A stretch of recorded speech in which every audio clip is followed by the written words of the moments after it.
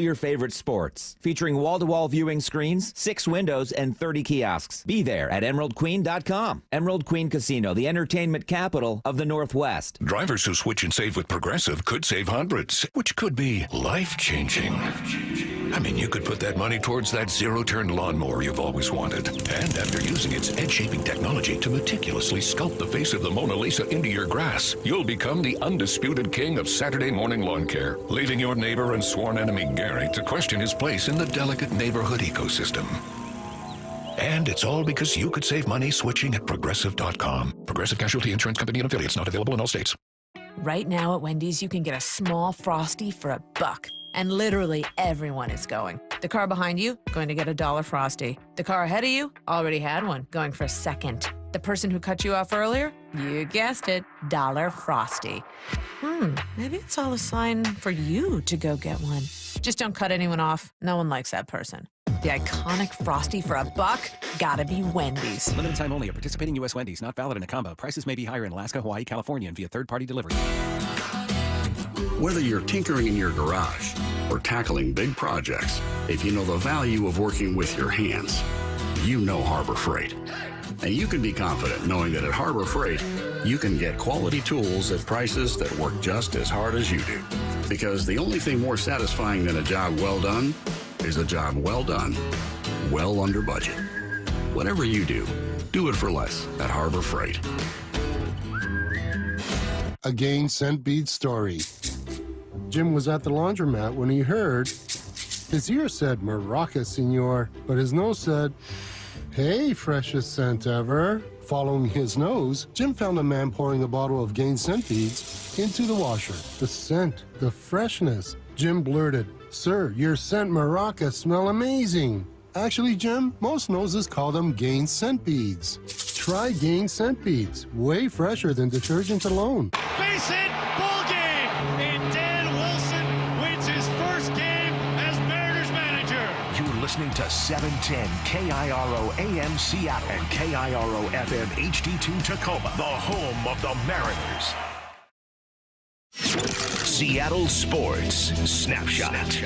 Tough news for the Seattle Seahawks defense as they lose edge rusher Uchenna Nwosu. He's got a sprained MCL, expected to miss between 2 to 6 weeks, that according to Adam Schefter. Earlier today, the Seahawks bolstered the depth at that position by acquiring outside linebacker Trevis Gibson in a trade with the Jacksonville Jaguars. In exchange, Jags receive a 2025 sixth-round pick. That would be the pick they received in exchange for Darrell Taylor when they traded him to the Chicago Bears. So Nwosu out for a few weeks to begin the year. Meanwhile, Dallas Cowboys wide receiver CeeDee Lamb has ended his holdout and has agreed to a 4-year, $136 million deal that makes him the second highest paid non-quarterback in NFL history. That according to Adam Schefter. Snapshot brought to you by Miller Lite. When it's game time, it's Miller time. This hour is brought to you by Legacy Group Capital Construction Loans. From the Quantum Fiber Studio, this is Wyman and Bob on Seattle Sports. Streaming live on the Seattle Sports app and at seattlesports.com. Now, here are your hosts, Dave Wyman and Bob Stelton. Welcome, everybody. It's Wyman and Bob. This is Seattle Sports on 710, seattlesports.com. Happy Monday to everybody. Hopefully everybody had a great weekend out there.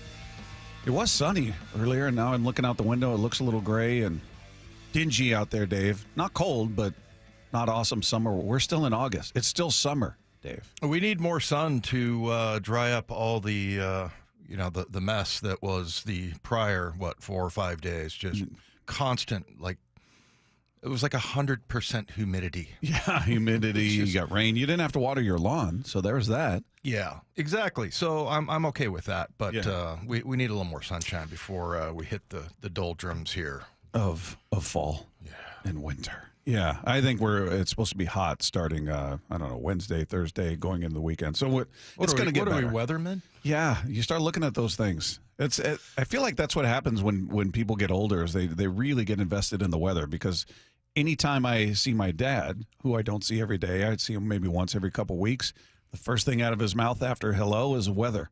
Mm-hmm. Weather in Palm Springs, this is 119 there. I'm like, All right. He's giving me. I think there's a new Dr. Rick commercial out. Have you seen that one? Where everybody's talking about that, and the guy's calling his buddy, going, "Well, I don't know. There's some high pressure in the Northeast." I haven't seen that, just when we were at the Titan game, Rabel, all of a sudden, and he was a newscaster for years. And all of a sudden, he's looking in the north. Well, there's some clouds building over there. Looks like there's going to be a storm coming. And during the break, I go, "What are you, a bleeping weatherman now? What is this?" And he was right. At least it pertained to where you were. My dad's giving me updates on places I'm not near. It's another state, but he likes to tell me how hot it is there. So weather becomes a very big topic for the olds out there. Meanwhile, a big show coming up. Ryan Roland-Smith will join us at 3 o'clock. We'll talk to Mike Blowers at 4 o'clock, and then Bob Condotta of the Seattle Times will join us at 5 o'clock. Get into some Mariner baseball, get into the Seahawks roster cuts that will be coming tomorrow by 1 p.m. So we'll see who we think made it, who helped their case, who hurt their case in the preseason finale, but we'll get into all of that. But I look forward to that. Yeah. The cut down. I mean, I know John doesn't like it because he has to cut players, but every year since I've been working for the Seahawks, on cut day, I will have a conversation with Dave Pearson. That's our little tradition. You're looking forward to that conversation? Yes, I am. Okay. Yes, I am. So, but yeah, anyway, lots of stuff going on this weekend here in town. Well, the Mariners win their first series in 2 weeks. How about that? They took 2 of 3 from the Giants, and under the watchful eye of new manager Dan Wilson. And he talked about this after the game yesterday, just talked about setting the tone by being aggressive early in the game. Yeah, I love aggressiveness, and I think we had, Robbie is a little bit slower to the plate, and we knew we could take advantage of that, and these guys were ready to get on that. And I think it kind of sets the tone early in a game, too, and we're able to swipe a couple bags, get ourselves out of double play and into scoring position, and I thought it made a statement early. These guys were aggressive, and I loved it. We'll talk to Blowers about this, but were you able to see, like, okay, I mean, what you know about Dan Wilson? Obviously, you don't know exactly how he's going to manage and everything, but maybe just a little bit of how he ran things. I mean, was that noticeable, you think? No. Yeah. I didn't notice anything different than what Scott would do. They were aggressive in this game as far as stolen bases. Arozarena had a stolen base. Dylan Moore had 3. Yeah. And then I believe Rojas had a stolen base. So yeah, in that particular game they were certainly more aggressive on the base paths. But in terms of the lineup that he put out there and who how he worked with the bullpen and who he pinch hit for things no, I mean, it's 3 games. It's hard to really get a vibe, but you're still shuffling around the same pieces that Service had to work with. So he's going to have the same limitations. He's going to have the same guys in terms of their strengths, weaknesses. So nothing truly different stood out to me in the way of, wow, they look like this looks like a different approach at the plate or anything like that. That kind of looked the same to me. You saw what I thought was interesting, Dave, is after the first game, they battled back. I was at that game, and it was dreadful. It was just like, this team can't hit, and they were being no hit by, Blake Snell had 6 walks, 5 walks, but didn't give up a hit. So they weren't able to get to him, but they did plate some runs courtesy of walks. But then they, what was it, the 8th inning, I think they turned it on and they found it. But the reaction after that was, wow, Service would have blown that game. I'm like, what are you talking about, man? And then the very next night they go out and strike out 14 times and they have 4 hits. I'm like, yeah, this is who they are. Yeah. This is who they are. They're not this team because of Service. This is who they are. They're a team that can put up runs and do some good things, and then the next night they'll come out and just look like they've got no shot at all. And they're striking out left and right. And I mean, you had 34 strikeouts in this. You won the series, which is great. They struck out 34 times. Point being, I think the Mariners at this point, with 31 games to go, are pretty much who they are, and I don't imagine it's realistic and maybe even fair to Dan to expect, wow, they look completely different. I just don't think that's how it's going to work. Maybe the attitudes, maybe the motivation is a little different, as we talked about, for players that maybe didn't like Scott, maybe players that love Scott. They each have their own level of motivation to show, hey, I'm better than what I did. I feel bad about costing our guy the job, or hey, let me show you how good I am now that this guy's not here. Yeah, well, and you look at Dan Wilson. I mean, it's not fair, right, to expect anything magical for him to happen. And the other thing is that they've been in the same organization, him and Scott, for a long time. Oh yeah, and so a lot of the stuff they've shared information and kind of the same type of coach.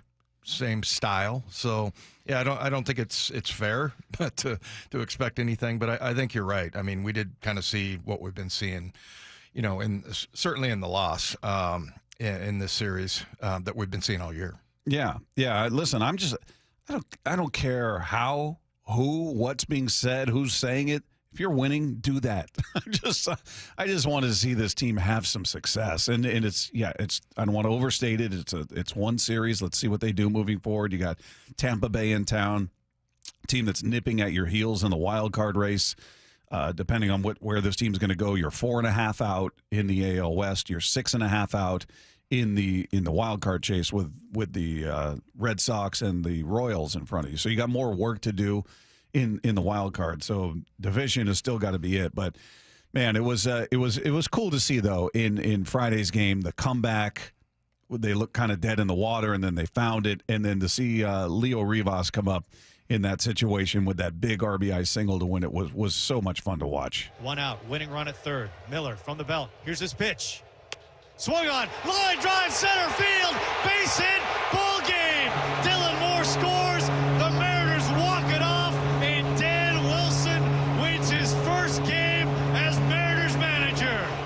It was pretty cool. That was really cool. And then in the post game, I mean, Rivas was in there, and he was smiling ear to ear, and he was talking about a dream come true, and it was cool to see him that excited. To see a young guy out there, who doesn't have much experience, and he's actually not that young. I think he's going to be 27 coming up in next month or the month after that. So he's not a 22-year-old kid. He's in by baseball year. So regardless, it was just cool to see him smiling ear to ear, and he's played well. He's been one of the better hitters since he's been here. I know he hasn't been here long, but he's a guy who's been a little more consistent than a lot of others in this lineup. So it's cool to see that happen. Yeah, you look at this month, and he's 275. So 14 strikeouts and 44 at bats, but yeah, he's. I wonder if he's played his way onto the roster. Maybe we'll ask Blowers about that. But as far as permanently, maybe when JP comes back, maybe they have to move him. But how about that throw he made yesterday too? Mm-hmm. That was so fun to watch, just because his momentum taking him one way, and the aiming point that where he has to throw that ball was ridiculous. But yeah, he's 5'8", 150. I'm going to say he's not 5'8". I was standing not. there in the post game, and he walked right by me, and I'm going, "This is our Altuve." Yeah. I'm not saying he's that player, and that'd be great if he was, but he's a little dude, man. He is a small dude, and you see him up there at the plate. He kind of has that Altuve, like where the bat looks kind of big, and you see him when he's standing up, and the catcher's like on their knees when they throw the ball back, and there's not that much difference in their height. Yeah. Going, okay. Yeah. He's a little dude, but good for him. That was great. And then to see Brian Wu do what he did yesterday, gets into the 7th inning again, 4 hits, 2 runs, 1 earned run, no walks, 7 strikeouts. In the month of August, he's got an ERA of 1.59, an opponent average of 164, a whip of 0.68, 31 strikeouts, 3 walks in 5 starts combined.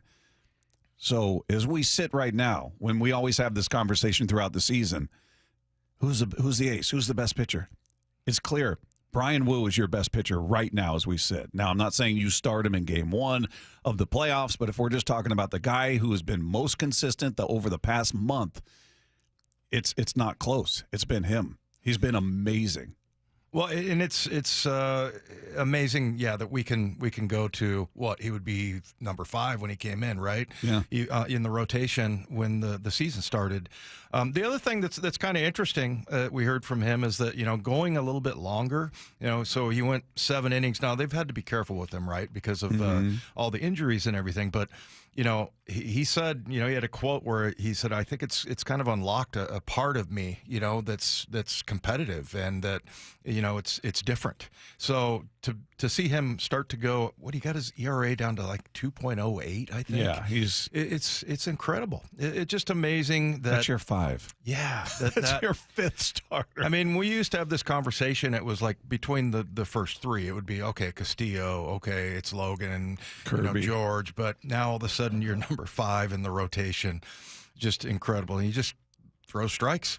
Real simple, but man, it's cool to see him kind of wade into the longer starts, longer more innings, and that's not been possible for him this year just because of the injury. So cool to see, and I just thought it was interesting that he said, hey, there's something that sort of unlocked in my brain that I found another gear basically. Yeah, and he's gotten into or through the 7th inning in all 5 starts in the month of August. 2 outs, Yastrzemski at first. Here's the pitch.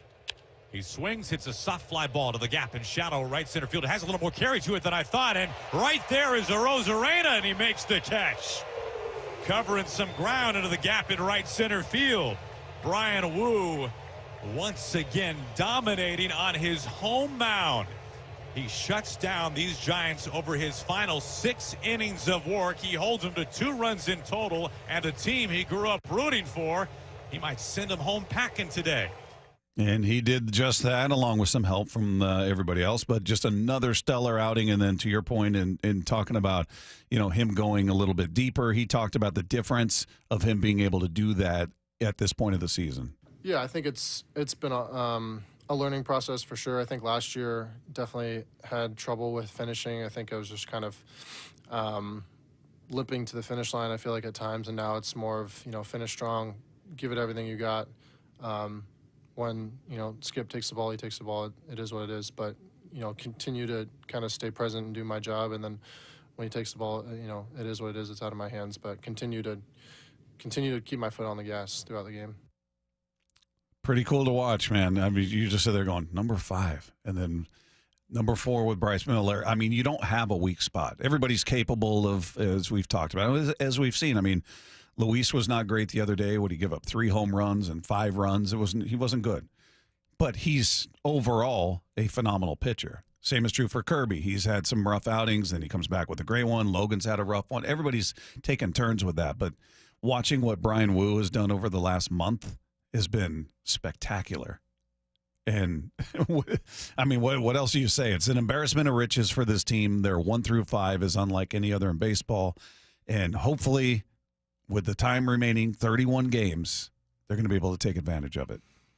Does it frustrate you at the same time, though, to know? I mean, we've talked about this all year, the disparity between what they do offensively and then just, I don't know, I don't want to say it's a waste because it's, that wouldn't be fair to these guys and the performances that they've been putting together, this starting rotation. But it is frustrating as a fan to know that, yeah, you're going to have to go through some games. You're going to get incredible pitching.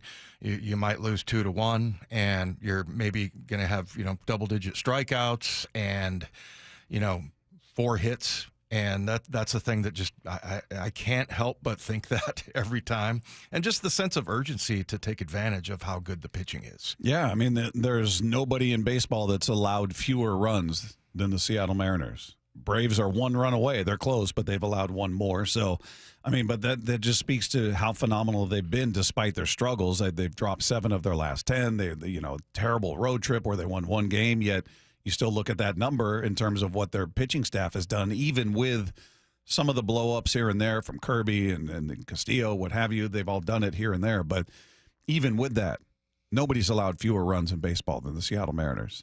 So if that offense can just take a little step forward, it could make a world of difference. It really could. And you look at it going, all right, 31 games. 31 games. I don't know how many people are believing now, if there's a renewed belief because there's a new voice in there and Dan Wilson's there, maybe fans feel better. If this team makes the playoffs, do you look at that and go, well, that shows that service was an impediment? Or do you look at it and say, well, if they don't make the playoffs, do you go, well, this shows that this team is who they are. It wasn't service's fault. I get the idea that you needed a new voice. You needed something to change, but I could see people drawing a conclusion one way or the other. They make it. See, told you, he was the problem. Dan Wilson's the guy that got him there. Or they don't make it. Well, this is not a great team. It's not Dan's fault. Kind of a situation. Yeah, I think that I'm starting to come to grips a little bit more with, the service thing and just, okay, get past it. But I don't know, there's kind of a side of me that that doesn't want to see that happen, doesn't want to see that, they just take off once they get rid of service, because I really didn't think he was necessarily the problem. I think that one of the things that'll be interesting, though, is, at the end of the year, if it's some of the strategy, in-game strategy changes a little bit. And look, that's the hardest part to determine, because we don't really know how much comes from the analytics department and from, other sources. But if you start to see him put his stamp, they were active on the base paths. I love seeing that, because I think you put a lot of pressure, especially if you get a good jump and read the pitcher right. As Dan said there, that Robbie Ray a little bit slow to the plate. And, all of a sudden you see that and there's a big difference, like, oh, look at how this changed. Then, yeah, I would say so. And then the other thing, too, is, hearing from guys like Mike Blowers, who he knows what Dan Wilson's style is, right? He's been teammates with him for a long time. They've been in the organization. So, yeah, if you're able to see that, I guess you would say, all right, this is one little thing that's different. He tweaked something. But I don't know. I think, like you do, that these hitters are pretty much who they are. Yeah, I mean, it's in fairness to Dan and Edgar and anybody else who's going to be new brought into this, to expect a just a world of different 180 with when he took over, 34 games to go. Now there's 31. It's not a lot of time to institute anything really new, and I can't imagine they're coming in revamping everything they've done to this point. I could see them, hey, let's simplify it. Let's just try to simplify the message rather than, all right, I know you've been told to do it this way. Now we're doing it this way. I don't think that's going to happen. I think they understand where they're at in the season, and the idea that, hey, you've been doing something for 130 plus games, but now we're going to take a left turn and you're going to do this, and that it's going to stick. It's just not enough time to make a wholesale change, even if they want to. And I would imagine that would be, if that's something they want, that's something that gets implemented in spring training. And we've got time to work out the kinks and see how it fits with this guy versus this guy. Again, this kind of it's a very small landing pad here for them. So there's not a lot of time to sit there and revamp everybody's approach at the plate. And here's our new philosophy. That's not happening. Well, the other thing is, and Mike asked the question, if they do make the playoffs, is that, does that show that service was the problem? Well, he was a candidate for Manager of the Year in the AL a couple of years, right? I mean, he didn't. 2 out of 3 years. Yeah. I mean, he didn't all of a sudden just become the crappiest baseball guy in the world, right? So, yeah, I mean, I don't see any scenario where I would think, oh, boy, once they got rid of Scott Service, that, everything just took off. Yeah. All right, let's take two. A couple of the national NFL reporters were on this earlier. Technically, Ian Rappaport was first, but Adam Schefter gave some more detail that it's a sprained MCL for Uchenna Nwosu, and he's expected to miss anywhere from 2 to 6 weeks. So then if the Seahawks make the decision to put him on IR, you'd have to miss a guaranteed 4 games. Just talked about how important he is to particularly the run game and setting the edge, but how important he is to this team. And last year, the stats played that out. Once they were giving up like 80 yards on the ground, and then he gets hurt last year. Talking about last year's defense, and they're giving up like 160. So, yeah, it's such a shame. And that's just your worst nightmare, right? That last game, you want to get your starters in there, get them out healthy. And I think for Mike McDonald and John Schneider, it's really bad luck. Oh, it's really brutal. I mean, Uchenna's coming off the pec injury from last year. Missed the time. We talked about his presence and how much difference that might have made last year. Certainly you would have been better with him. How much better, who knows. But, yeah, for you to get hurt in the final preseason game, you're right. It is every coach's fear if you are playing your starter. Some coaches don't do it, and they'll point to this is why they don't. Yeah, and I don't think you can play scared. I just don't. And it was, So you don't blame them for playing it. Yeah, it was an absolute fluke thing. Nobody else got hurt. And, yeah, it just unbelievably unlucky. Well, CeeDee Lamb's holdout is over. His Cowboys signed him to a 4-year, $136 million extension today. $100 million of that is guaranteed, including $38 million at signing, which is the largest ever signing bonus for a receiver. I want to say it averages out to be about $10 million more per year than DK Metcalf makes. Isn't DK at like a 24, I think? So, yeah. Somewhere around there. Yes. Yeah. So, Yep. I mean, somewhere. So now it's about 34, yep. Yeah. So, yeah, just unbelievable. CeeDee Lamb, but if you look at the numbers, I mean, 1,700 yards. I mean, yeah, he's probably worth it. So I'm wondering if Brandon Ayuk, Jamar Chase, maybe even DK, looking at these numbers going, okay, all right, good. This is trending the right way for especially Jamar Chase, who's in the midst of a holdout, even though I guess he is with the team, so maybe they're getting close. But Brandon Ayuk and other receivers are looking at these paydays going, okay, I see where I fit. Well, I think you're going to see a lot more of what we saw. that I think Geno's going to let it fly. And you saw a good reason why. I mean, those two receivers, that the throw he made to JSN and then the touchdown to DK, I think we're going to see a lot of that. And they had like a single high safety, who didn't get over there, and he was one-on-one. And why not take advantage of that? So, yeah, I think he's probably licking his chops. All right, Take Two is brought to you by Swedish Cyberknife. Treat prostate cancer with Swedish Cyberknife. Swedish.org/cyberknife prostate. Coming up, the preseason is wrapped up for the Seahawks, and we'll break down our biggest takeaways. That is coming up next with Wyman and Bob. This is Seattle Sports on 710. Seattle Sports, your home for Brock and Salk. Dan Wilson's the new skipper. What kind of manager do you want to be? Having a good relationship with the clubhouse is huge and really help to support the players. And, we want to be in it with them on a daily basis. In some ways, too, it's about getting out of the way. I mean, these guys are good players. These guys are the best players in the world at what they do. And so it's giving them what they need, but then allowing them the space and the creativity and the individuality to go out and do their job. The baseball season is a grind. There's no question. You have to ride that balance. On Seattle Sports and 97.3 FM HD2. Hi, I'm Scott Rirucka, CEO of Legacy Group Capital based in Bellevue. With rising interest rates and banks and credit unions continuing to tighten, the demand for our private portfolio loans has never been stronger. Therefore, for a limited time only, Legacy's Opportunity Fund is paying 7% interest on short-term cash with just a 90-day commitment and a 30-day notice to withdraw. It's the perfect place to park your short-term cash. And at 7%, I would challenge you to find a better short-term opportunity in the marketplace today. Don't let your short-term cash sit in a savings or money market account when you can get 7% with Legacy's Opportunity Fund and join the over 800 local investors with over $200 million invested.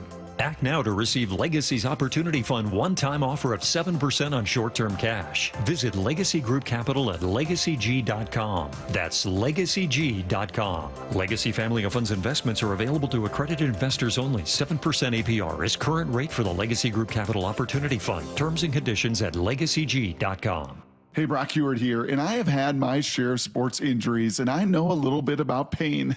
Well, that's what football will do to you from head to toe. But you don't have to play professional sports to know what I'm talking about. Painful joints from arthritis can affect anyone and make it hard to do pretty much anything. Well, that's where my friend, Dr. Daniel Nelson from Eastside Pain and Regenerative Medicine comes into play. He has seen so many patients through the years suffering from chronic joint pain caused by arthritis. So don't let pain stop you from your quality of life. Don't let pain stop you from enjoying life. Consider Dr. Nelson the only doctor with over 30 years of experience in pain medicine techniques, including stem cell therapy. It's a non-surgical solution to pain using your own stem cells. That's right, your own stem cells and platelet-rich plasma to harness your own body's healing potential. Consider stem cell therapy with Dr. Daniel Nelson, MD at 425-823-4000 or visit DanielNelsonMD.com. That's DanielNelsonMD.com.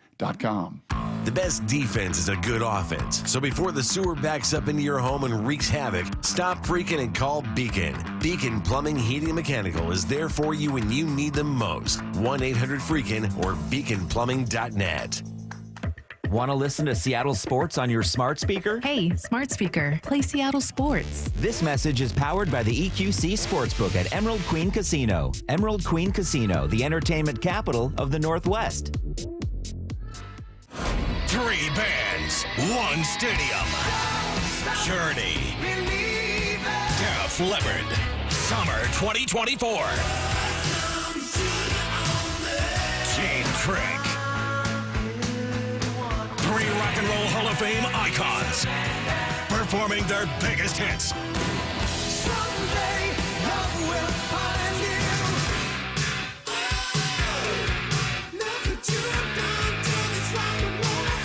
September 4th, T-Mobile Park. Def Leppard. Cheap Trick. Together, now they rock the summer of 2024. September 4th, T-Mobile Park. Tickets on sale now at DefLeppardJourney2024.com. This is Seattle Sports. 10-5, touchdown Seahawks if it stands. The home of the Seahawks.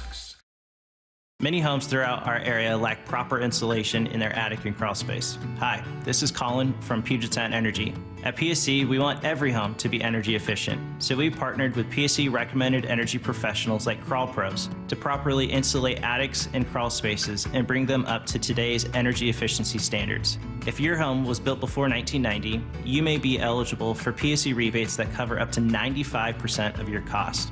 Here's Richard Herron, the owner of Crawl Pros, for more information on how you can take advantage of these terrific rebates. Thanks, Colin. These truly are the most aggressive utility rebates we've seen since Crawl Pros started working with PSE over a decade ago. Don't miss this opportunity to have PSE cover a large portion of your attic or crawl space insulation job. To take advantage of these programs, schedule your free estimate at crawlpros.com. We'll walk you through the rebate program your home qualifies for and get your attic or crawl space project scheduled immediately. That's crawlpros.com. There's an old saying that a house is not a home, but the Mariners house, T-Mobile Park, is home to an awful lot. Home to plays you can't believe. Right shot, diving catch. Holy smokes, what a play by Crawford. Home to 6-foot salmon that don't swim, they sprint. And even home to hot dogs that fall from heaven. Hallelujah. Everybody likes free food just falling from the sky. Oh, yeah. And it's also home to 47,000 screaming faithful. We have a sellout crowd. I mean, the folks are up there in the rafters. T-Mobile Park is our house. Mariners fans make it our home. Mariners baseball. Trident's up. The Mariners homestand continues this week with a 3-game set against the Rays. All 3 matchups are Mariners value games, which means you can score seats for as little as $10 tonight and tomorrow at 6:40 and Wednesday at 1:10. Lock in your tickets now and check out the rest of this season value game schedule at mariners.com/value games. This hour is brought to you by Legacy Group Capital Construction Loans. Wyman and Bob. From the Quantum Fiber Studio. Weekdays 2 to 7. On Seattle Sports and 97.3 FM HD2. Coming up at 3 o'clock, we'll talk some Mariner baseball with Ryan Roland-Smith. He'll join us for his weekly conversation. Make sure you stay tuned for that. You guys can text in throughout the show, 866-979-3776, powered by Mac and Jack's Brewing Company. Thankfully, the preseason is in the books, Dave. I don't know what it is. This season for me, this preseason was harder than any other to watch, and I don't know why. It just felt like the games were longer, that they were more boring than maybe they've always been like this, and I've just reached the limit. This stood out to me like this is kind of hard to watch after a certain point. To focus on. Well, and I was glad we had Jeff Schaefer, our guy Jeff, in the booth because it kind of helped make it more exciting and more fun. And I don't know, I think in particular we didn't see, so they got this dynamic kickoff thing going. We didn't see anything from that really that was exciting, and that's because, they're not going to show anything, and then the same thing was kind of the case with like our offense. I mean, your defense, you attack the line of scrimmage, and so the question, my biggest takeaway is the defense is going to be much better, but nobody gets really excited about that because they know how bad it was last year, right? So... And if they can be like top 10, I think that would be phenomenal as far as the number goes. But hey, if they just top 10 defense, but if you just repair massive change to like number 15, 16 around there, even that is a huge jump. So it's like the Mariners offense.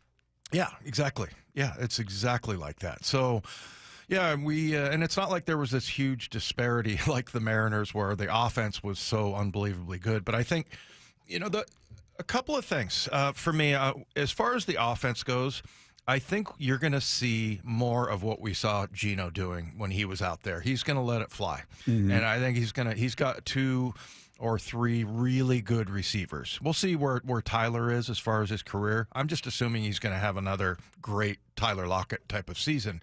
But then, I think that they're going to take more chances. And you see the routes that JSN runs are phenomenal. And I think I'm finally starting to see what makes him so good.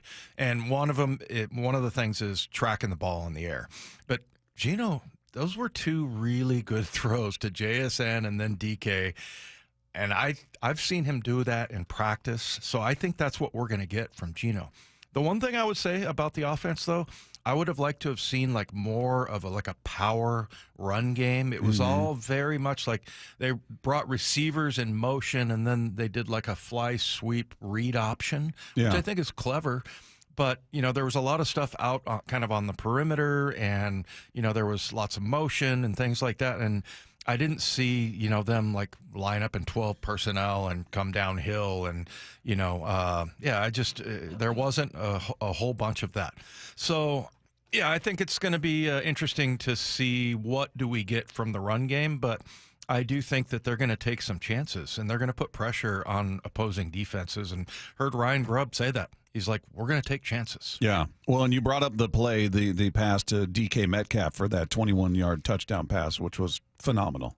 Slot to the near side. Now McIntosh is going to take off out of the backfield, go wide to the right. Geno drops back, looks, lays it up over the top.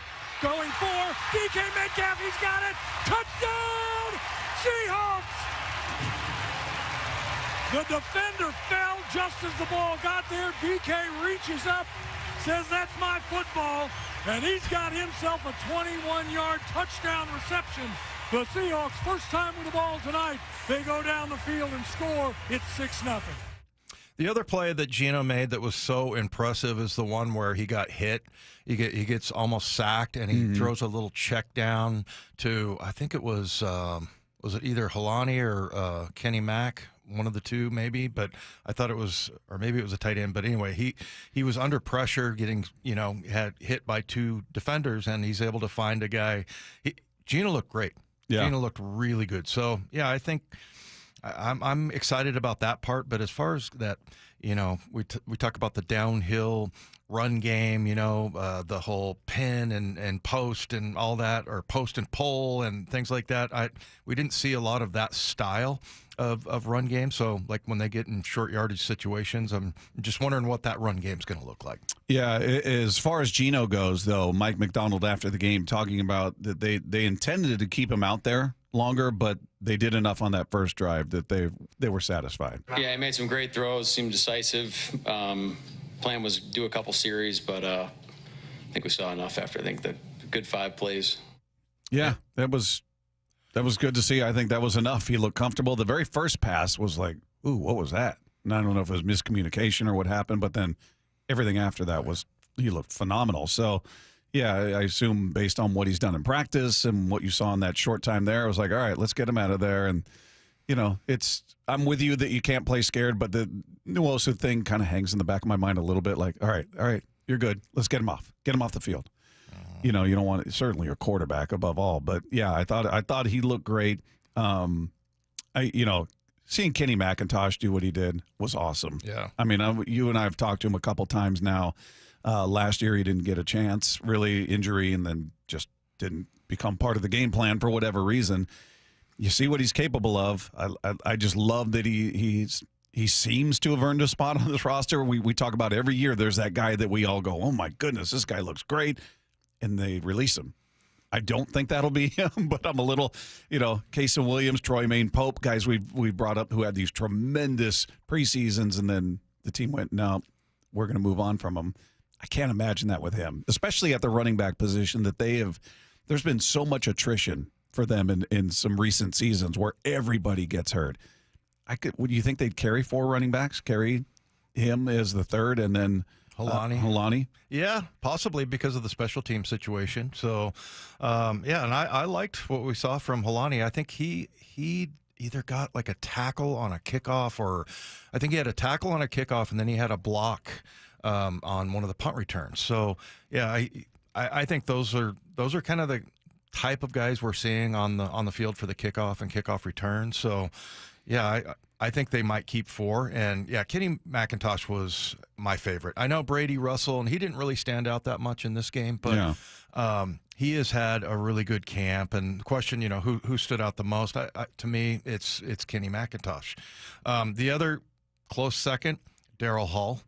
And, and that's really nice to have him opposite of Boye Mafe, because you know that if there's an Uchenna injury, that he can fill in, and he had a really good preseason. I think those two guys helped themselves the most. Maybe Brady Russell. Ever since we were down in Tennessee and we talked to Ryan Grubb, he said that guy has won me over, and so at that point I was like, okay, he's making the team. So I don't think it's even a question. Which player? We're talking about Brady Russell. Brady Russell. Okay. Yeah. So, yeah, I think those guys all stood out. It was kind of interesting watching Pritchett and James, the two guys. It's funny. James is a good tackler. Pritchett is a good cover guy. But they pretty much look the same, and except where the 8 doesn't close and it's a 9 because they're 28 and 29. You can't really tell the difference between those guys when they're running around down the field. They're about the same size. And like I said, one tackles, DJ James, really good tackler. And then, you look at Pritchett, he's probably a better cover guy. But at corner, I thought there was some really good stuff there, really good stuff as far as the wide receivers go, with Chenault looking so good. So, and then you see Cody White get that touchdown. And it got called back, but you know what? It still happened. Yeah. So we all saw it. Yeah, we all saw it. So that, to me, I think, I don't know how many receivers that they're going to keep and who are they going to be able to squeeze through, cut, and get back on the practice squad. But, I always assume that most teams are okay with the guys that they have. They want to get their guys back, that they're not going to go look here and there. But I think that there is a chance that maybe there's a personnel guy in Jacksonville that goes, yeah, I've been looking at this Cody White kid for a long time. And if they cut him, then all of a sudden you lose that guy. So that's I think there's going to be a lot of tough decisions for Mike McDonald and namely John Schneider. But that's kind of what you're trying to do.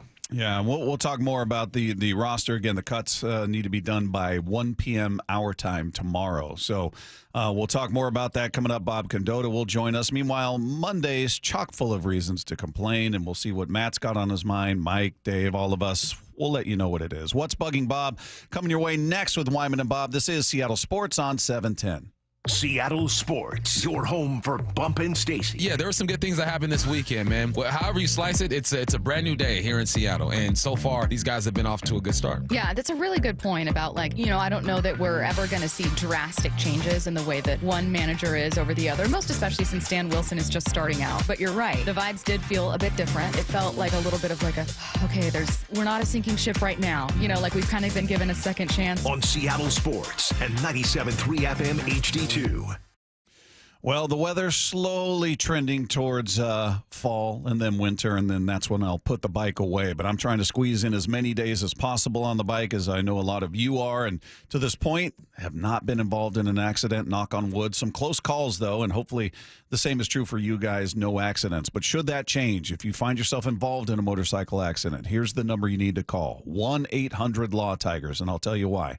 First of all, your case evaluation is completely free. They don't get paid until you get paid, and they fight for you. That's the biggest part of this. They are fighting for you, the motorcycle rider, and your family to get you the compensation you deserve. And they've been doing this for over 20 years, so they know how to handle your case with respect and dignity and treat you the same way. Whereas the insurance company, their goal, get away with paying out the lowest settlement they can as quickly as they can before you have time to think about it. With the Law Tigers, You're not handling your case alone. They're there with you the entire time. On top of that, they're going to help you get your motorcycle and your gear repaired or replaced because they know how important those things are to you. So if you find yourself involved in a motorcycle accident, give them a call at 1-800-LAW-TIGERS. They will get you the help that you need. Again, that's 1-800-LAW-TIGERS. You can check them out online at lawtigers.com. The Law Tigers, Washington's motorcycle lawyers, Mateer Law Firm, LLC. Feeling lucky? Don't miss the Lucky Fall Classic collector car, truck, and boat auction. Saturday, August 31st at Tacoma's LeMay Marymount Event Center. Gates open at 9 a.m., auction starts at 10 a.m. Up to 200 collector, vintage, and classic vehicles. Many going to the highest lucky bidder with absolutely no reserve. Get lucky, get local, and get in line. Visit LuckyOldCar.com. That's LuckyOldCar.com or call 206-467-6531 for bidding and consignment details. Hypertrophic cardiomyopathy is a serious heart condition. Some symptoms include being short of breath, feeling tired, or having dizziness or chest pain. My HCM impacted how I felt and what I could do. So I asked my cardiologist about treatment advances that gave me new options. That conversation was big for me. That's why I'm working with Bristol-Myers Squibb to raise awareness about HCM and to help others like me. Talk to your cardiologist today and visit hcmrealtalk.com to learn more. Sponsored by Bristol-Myers Squibb. When might you be buzzed? When you suddenly love everything. You guys, I love this song. I love these nachos. I love our kickball league. Oh, I love this guy. What's your name? You know what I'd love? A ride when it's time to head out. If you see a buzzed warning sign, call for a ride when it's time to go home. Buzz driving is drunk driving. A message from NHTSA and the Ad Council. I love your car. Is this real leather? Hi, I'm Stuart Holmes, Elections Director for Washington State. The general election is November 5th. Visit votewa.gov by October 28th to register online or update your registration. After October 28th, register in person at a county elections office or voting center until 8 p.m. on Election Day. Secure your vote. Register today. Sponsored by the Office of Secretary of State and aired in cooperation with the Washington State Association of Broadcasters and this station. Did you know about the Senior Farmers Market Nutrition Program? You can get an $80 benefit card to spend at local farmers markets. Use it to buy seasonal fruits, vegetables, and honey. Just bring your new SFMNP card with you when you shop. When you make a purchase, the grower will scan your card. Then you'll confirm the purchase with your PIN. You're all set. Enjoy those tomatoes. Thank you, I will. Find participating markets, local contacts, and more info at seniorfmnp.com. That's seniorfmnp.com. We are Seattle Sports. Swing and a miss and a slider, strike three, and the ball game is over. The Mariners hang on and win it this afternoon. The home of the Mariners.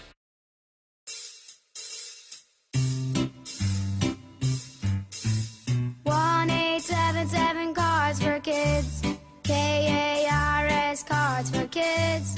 1-877 Cards for Kids. Donate your card today. 1-877 Cars for Kids. KARS Cars for Kids. 1-877 Cars for Kids. Donate your car today. Donate your car today at carsforkids.org. That's cars with a K. Your car, running or not, can be picked up as soon as the next day. You'll get a maximum tax deduction and a vacation voucher.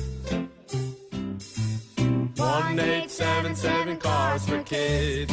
KARS Cars for Kids. 1-877 Cars for Kids. Donate your car today. Now accepting donations of land, homes, buildings, or any kind of real estate. I'm Bradley Johnson with 1-800-DUI-AWAY. Let's talk about football.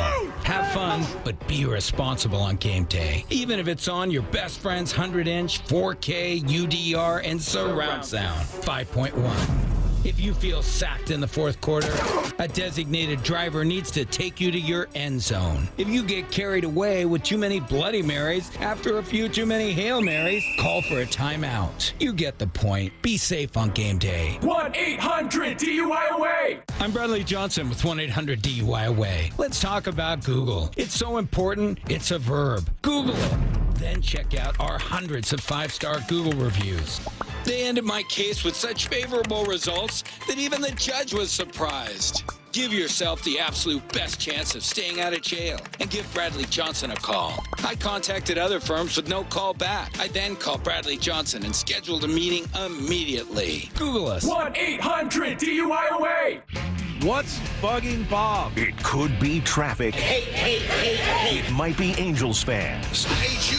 I hate you. I don't even know you. And it's definitely Stephen A. Smith. I got a lot of problems with you people. It's time to find out what's bugging Bob.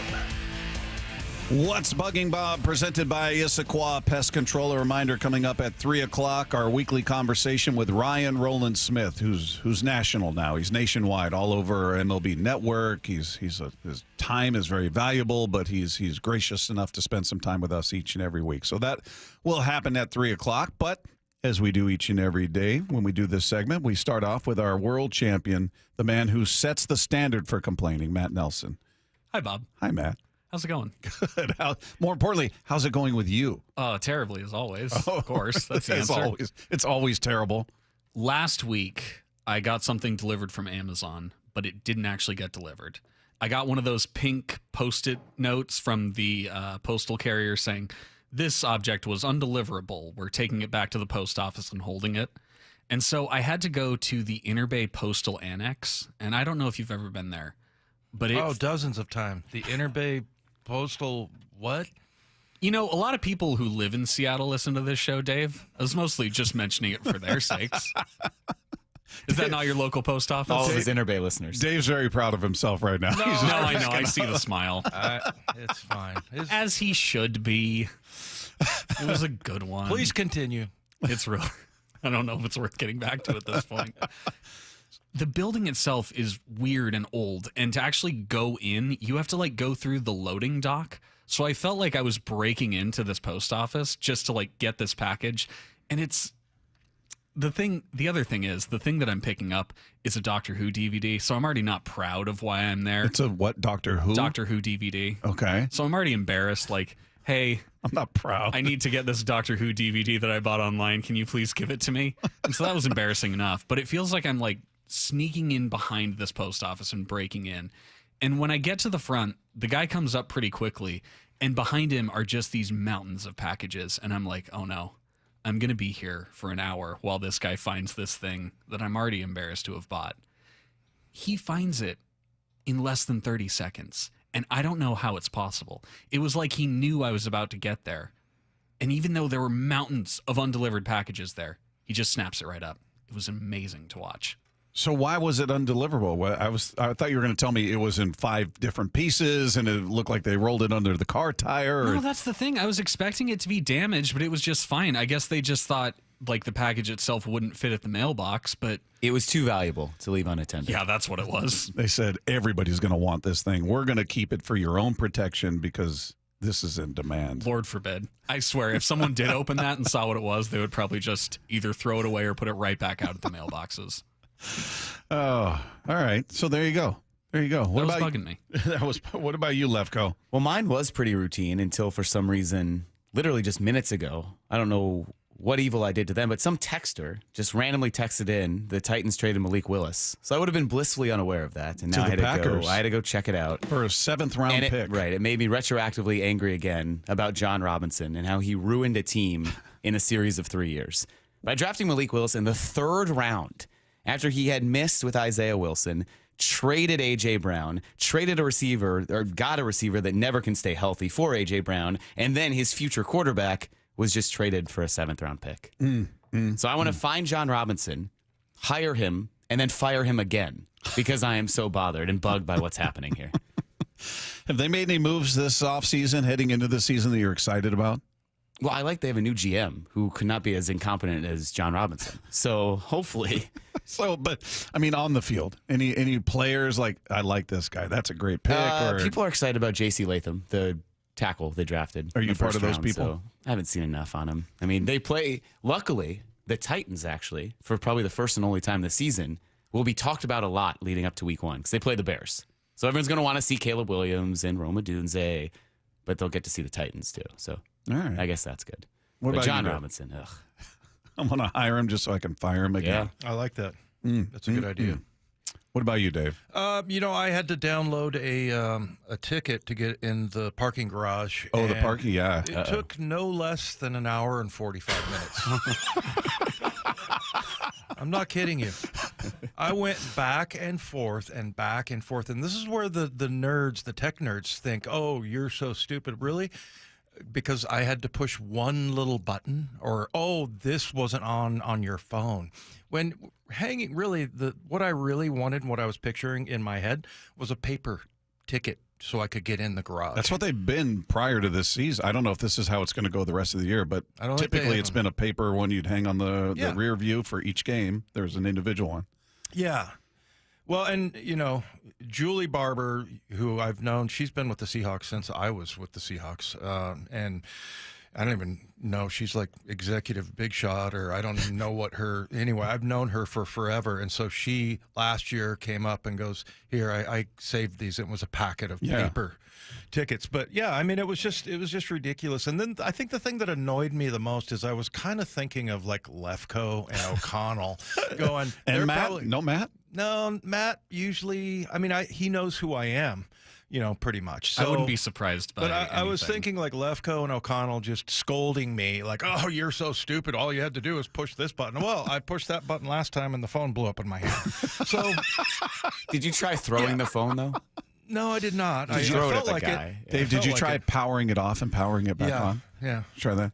That's what the meatheads at AT&T told me, or what was that called? Hey, I saved you. The goons. A trip to AT&T. I saved you from the goons. The goons at AT&T. The goons at AT&T. What was happening, though, that it took that long? It wouldn't, you couldn't put it in the Apple Wallet? It wouldn't. Yeah, I couldn't get it in the Apple Wallet. But also, you had to go and accept it on the computer first. And then I'm like, well, where's the email? I have this email and that email. And it actually came from Ticketmaster. Oh, okay. I wouldn't. So then I had to go and look at it. It took a long time for that to even get figured out. So, and I just, the whole time, and I'm like, the last trip I made with the Seahawks, they gave me a $100 bill for a per diem, thing. Mm-hmm. I'm like, don't you think if I went down there and just said, can this get me in right here, please? Can you just check me? I would have gladly given the $100. Ooh, can we try this? Let's try this experiment. You just throw money at a guy and see if he'll let you park. See if they fall for it. I don't know. I think it would have gotten you in. They would have given you some change even. Well, what does it cost? I think they were charging $70. Is it $70 to park in the I think it was either that or the T-Mobile garage, one of those. But thanks to NASA Chobe helped me through the whole thing. Did not judge me. Was very cool about it. Take note of that. God you heard. Bless. I don't judge. I help. I'm here to help, Dave. Sometimes. Nass is a kind person. He was only judging you on the outside. He wasn't judging you on the outside. He was judging you on the inside. You know what he was thinking? Yeah. So he helped me out there, and we got it fine. He wasn't frustrated with me. He understood exactly why, the whole thing. But I mean, it's just, to me, it's gone too far. So are they going to hook you up with some physical parking passes? Well, now I actually want to, since I put 2 hours into it, I actually want to do it on my phone, right? just to prove you can. Yeah. But, it's just so frustrating. And, yeah, so finally I got that done, and I'm like, okay, good. The rest of the day will go smoothly, and it did. Yeah. So. All right, there we go. I love it. All right, coming up, we'll get his thoughts on the Mariners series and everything that's happened over the weekend with his team. Ryan Roland-Smith will join us next. It's Wyman and Bob. This is Seattle Sports on 710. Seattle Sports, your home for Brock and Salk. We had the penalty on the third down, which is a little bit of the theme of the night, which is something that we need to clean up moving forward. Isn't it weird to hear a coach recognize that penalties might be a problem? 9 of them for 85 yards? Yeah, that's a big problem. It's weird to hear someone actually say it, though. Yes. There were penalties, whatever, I don't care. that jumping off sides for free first down? Yeah, that's a problem. It's actually an issue? Oh, you mean the unsportsmanlike after you get off the field and give them another first down? Yeah, that's a problem. Yeah. That's a problem. Go figure. On Seattle Sports and 97.3 FM HD2. Is something bugging you? If you're dealing with a pest problem, get the relief you need and the long-term protection you deserve with Issaquah Pest Control. Look, rodents and bugs can ruin your insulation or the structure of your home or business. Before it becomes a more costly issue, call Issaquah Pest Control, the fast, kind, and professional pest control service. And if you're in the pest control business or have an interest, they're hiring, so join the team. Issaquah Pest Control, serving the entire Puget Sound. IssaquahPest.com. Driving safely is all about the little things, like stopping for folks who are crossing the street even at unmarked crosswalks, making plenty of space for people on bikes, and choosing to wait for the next green light by slowing down and stopping on yellow. Because when you're driving, you're the biggest and fastest on the road, and that means you gotta be the safest too. Together, we get there. A message from the Washington Traffic Safety Commission. This is the day of the big sale at your gift shop. Welcome in. So this isn't just a big day for your business. It's a big day for the network keeping it all connected. That is, if it can handle the pressure. Next in line, please. So is it possible to get business internet you can really count on? It is. With 99.9% network reliability from Comcast Business. It's like this neat little bow. Do you like that gift wrap? Really ties it all together. Reliable internet for your business. It's not just possible, it's happening. Comcast Business, powering possibilities. Switch to Comcast Business and get started with reliable internet and advanced security for $49.99 a month for 12 months with a 2-year agreement. Plus, ask how to get up to a $500 prepaid card with a qualifying internet package. Don't wait. Call or go online to switch today. Offer ends 9/22/24. Restrictions apply. New customers only with 150 megabit per second internet. Eagle bill and auto pay required. Equipment, taxes, and fees extra. After 12 months, regular rates apply. Hey, babe. Yeah, the bank password is Moneybags, but a $sign instead of the S. Mr. Moneybags here is about to get his identity stolen. Wait, what? If he used 1Password, he can share logins, credit cards, and other important information with just his wife, not the whole store. Sir, your card's been declined. Again? Security is complicated. 1Password isn't. And right now, get a free 2-week trial at onepassword.com. That's 2 free weeks at onepassword.com.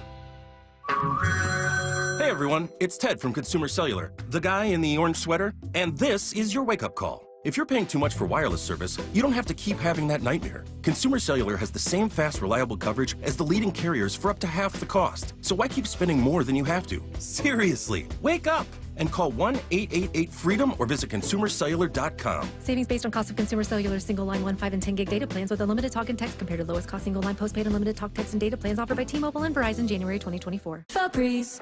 So my home is also my office. And before I can focus, every room's gotta be clean. That means tidying up, then spraying my Febreze Air Mist. Ooh, that's fresh. Febreze Air Mist scents are all high quality. They fight any weird funk, and they give my air an instant boost of freshness. So not only does my home smell good, I feel good too. After I Febreze, it's time to start my day. Breathe happy, Febreze, la la la la la. Ah, the sweet feelings of summer. The kiss of warm sun on your skin. The softly scented breeze blowing through the trees.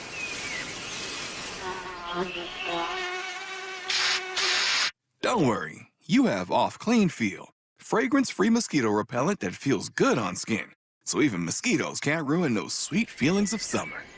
Off Clean Feel, prevention is the best protection from mosquitoes. Point! Hey, you okay? You don't normally miss those shots. I just haven't been as regular lately, and it's making me feel sluggish. You should try Metamucil. It's been a game changer for me. Metamucil's plant-based psyllium fiber helps trap and remove the waste that weighs you down. Ace! You're moving better than you were last week. Definitely. Metamucil keeps you moving. These statements have not been evaluated by the Food and Drug Administration. This product is not intended to diagnose, treat, cure, or prevent any disease. Learn more at metamucil.com. Having quality care matters to everybody. So, let's talk about it. Optum Care Washington is healthier primary and specialty care. Your doctor can connect you to the care you need with top clinicians in more than 55 specialties, including podiatry, orthopedics, sports medicine, and spine specialists. And if you ever need ENT, breast, or colorectal surgery, you can count on board-certified surgeons. For top local doctors focused on you, connect with Optum at yourhealthwa.com. This is Seattle Sports. 10-5, touchdown Seahawks if it stands. P.S. 710 KIRO AM Seattle and KIRO FM HD2 Tacoma, the home of the Seahawks. Seattle Sports Snapshot. Well, some tough news for the Seattle Seahawks coming out of their final preseason game as their top edge rusher, Uchenna Nwosu, has a sprained MCL, is expected to miss between 2 to 6 weeks. Sources speaking with Adam Schefter told him that.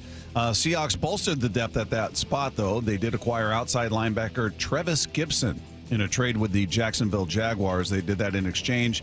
The Jags will receive a 2025 sixth-round pick, which is what the Seahawks received when they sent Darrell Taylor to the Chicago Bears last week. Meanwhile, as you heard Mike Lefkoe say earlier, the Green Bay Packers and the front office have acquired a new arm out there. Quarterback Malik Willis was acquired from the Tennessee Titans. He warrants a seventh-round draft pick in exchange. He was a third-round draft pick, so he goes to the Green Bay Packers in exchange for a seventh-round pick and is expected to back up Jordan Love this season. Snapshot, brought to you by Miller Lite. When it's game time, it's Miller time. I actually talked about it on You Betcha on the podcast. He is an unrivaled source of baseball knowledge. Anyway, what were we talking about? A guy who always has your back. Pants back on, try and make the uniform look sweet in a split second. Come out, and I'm trying to open the door. I'm like, what the? And I said, listen, buddy, put your babysitting shoes on because Dad's going out for Father's Day. You got to watch Top Gun. Ryan Roland-Smith, every week with Wyman and Bob. That's the open right there. He's with us each and every week despite his national acclaim these days. You see him all over MLB Network. He's got the Top Step podcast. Kind of a big deal. He is kind of a big deal. His time is becoming very, very limited, but he's still kind enough to cut out time for us each and every week. He's with us on the Emerald Queen Casino Sportsbook Hotline. He's still our buddy, I think. Ryan Roland-Smith is with us. How are you, man? I'm doing well, man. It's very good to be home. I just got home today. And the whole 5 hours on the plane, then about an hour and a half sitting on the tarmac. I'm telling you right now, all I could think about was 3 o'clock with Wyman and Bob. I'm telling you right now, I couldn't wait. I couldn't wait to talk to you guys. Because you were in a state of misery sitting there on the tarmac going, get me off this plane. I'd rather do anything and talk to him. I told the flight attendant, I said, hey, listen, do you realize at 3 o'clock every Monday I talk to Wyman and Bob? Well, hey, okay, let's open up a gate. And they pushed it forward, man. They got me off the plane just in time so I could talk to you guys, I swear. And then she said, you're better off talking to a wall. Yeah, exactly. Brick wall. Yeah. Exactly. Hey, by the way, was there a situation where like MLB gave you first class and you sold that and bought a coach ticket anything like that? No? I wish I could sell it. They do hook you up. They look after you very well. Trust me, it's nice. But man, I have done a little bit of research into seeing if I could somehow give it up. Just cash it in. No, I'm kidding. A little research. I love it. Well, yeah, I want to play the game. How cheap are you? Okay, so what would you take, like a middle seat in the back of the plane? For what? Like, what are we talking? I don't know. Whatever the difference in price is, I don't know. All right. If they were to give me, let's say they would give me like, hey, listen, will you take this middle seat for $400? I'm talking like straight money. I'm like 100%. Yes, I'm doing it. Okay. Oh yeah, I can hang. As soon as that thing lands, I just go cha-ching, just like I did flying back to Australia. It's the same thing. I can live with it. Oh, Is this where we have to remind Ryan about what his wife says? You're not just talking to your friends. Oh, yeah. Yes, you're not talking to your friends. You know what? She's driving at the moment, so she may be listening. She's driving right now. She's yelling at the radio, speak for yourself. Well, yeah, we just want to make sure that's clear. It has nothing to do with your wife. It's just you. And That's right. It's just 100%. It's just me. Yes, that is for sure. So Ryan, I'm curious, since you're and by the way, you're doing a great job on MLB Network. I don't know what your schedule is. Is it a set schedule, like every month? It's going to be. Yeah, it's basically like this year. It's a week a month. So I go out. I kind of know a month ahead of time when I'm heading out there. So it's just basically I go for 1 week out of every month. This time was a little bit longer because July I only had 3 days out there because I had some camps and stuff. Not that they knew about that. I didn't want to tell them that. I was doing baseball camps. I said I had some other commitments. But yeah, no. So so it's just a week a month. Yeah, I love it. It's a blast. Got to work with Albert Pujols the other night. Yeah. Man, I was loving it. Then Jake Peavy, it was a blast. Yeah, I love it. The beauty is those guys let you talk, so that's pretty cool. Yeah, but I'm curious what was the reaction, because I believe you were out there when the managerial change happened with Scott Service and Jarrett DeHart being relieved of their duties and Dan Wilson being hired. What was the national perspective on that? The view from 30,000 feet on that was like, oh, well, look at their offense. Yeah, this makes sense. But then when they started to really dive in, and we started looking and seeing what manager in history has been, within 5 games of a division, and it's this late in the season. We're talking late August, and being buyers at the trade deadline, essentially. When has this ever happened? It never has. And that's why when I spoke to you guys last time, it was last Monday when I spoke, I believe. Well, no, maybe it was a Tuesday or Wednesday. We pushed it back. Thursday. We actually got you on right when that happened, remember? That's right. Yep. And it was all speculation at that point. We kind of thought this is essentially going to happen. But again, I still say this. I was a little surprised for a number of reasons. And I still am. I'm still surprised just at the timing of it, put it that way. Just at the timing. The fact that you've got a situation. I know they had a rough road trip. I totally understand that. And I get it. Like when Dan Wilson stepped in, I'm so happy for him, man. Like to get that chance because he's such a good dude, and B, I think he's really well suited for that role because Dan comes across as sort of super nice guy, happy-go-lucky, but when you watch him operate, you look at his body of work as a player and who he's been under when you're talking Lou Piniella and being in some of the situations, I guarantee you, man, he's going to have a little skill set there, which is kind of inherent to what he's done in his career. So I'm really, really happy for him. That is for sure. But I was just a little surprised, and for a number of reasons. One, the same reasons I spoke to you last week about it, just where some of these young players, this young core of players, are in their career and where they are on their free agency timeline with the Seattle Mariners, and so you don't really want to sort of shake everything up when everything's supposed to be this collaboration since the rebuild in 2018. But then again, as you dive a little deeper into it, there would have been this would have been something that was a couple weeks worth of some hard research, and it wasn't just a one day. You don't give up on someone after 9 years just on the one day. Oh, dismal, bad road trip. All right, this would have been something where there would have been some conversations, within the organization, and to try and figure out, hey, look, is it time? And that would have been a few weeks worth of trying to figure that out, and some pretty heavy research and some Q&A with whether it be with players, with other, whoever. I wish Scott all the best, man. I think he did an amazing job when he was here for 9 years. He really did, for what he had too. Well, and also, we just were kind of reflecting on the fact that he was up for Manager of the Year for 2 of the last 3 years. So it's not like, he was terrible. It's just, the timing of it and everything. The other thing I would say is, like, Dan Wilson, he's such a nice guy that, and some people are, well, maybe he's too nice. Well, one of the things about really nice guys is that if they get mad or they're serious, then right? It's very serious. So, I feel like, that he can be that kind of guy. And Brent Stecker pointed this out. He's played in 30 playoff games with the Mariners. Right. So, I mean, this guy's, he's well suited. I feel like the timing was perfect for him too. Like he's got, he had kids earlier and probably didn't want to be away from them for that period of time. And now his kids are grown, and, so kind of worked out, nice guys finish first, right? Yeah. And look, in regards to, you brought up a few things, right? I mean, I just think I go back and forth on this. There's so many different little things to dive into this with this team. And last week, having to cover 30 teams, I kept going back to the Milwaukee Brewers and what they do. And someone who's close to that organization said to me that one of their little philosophies, and we talked a lot of, this is another conversation, by the way, Bob, in regards to some of the guys I was working with last week, was do you change your offensive philosophy? Is it getting away from that cookie-cutted, get on base, hit home runs, get that big inning? Do you start changing things? There was something that was said about the Milwaukee Brewers, basically saying, look, we have enough talent or enough thump in this lineup, and this is the Brewers I'm talking about, that a 3-run homer, someone's going to run into one. There's going to be a mistake somewhere. But around the edges, if we're not going to get that 3-run bomb, then let's push for that 1 run early, and then if we have an opportunity, we do everything we can when that one dude gets on base.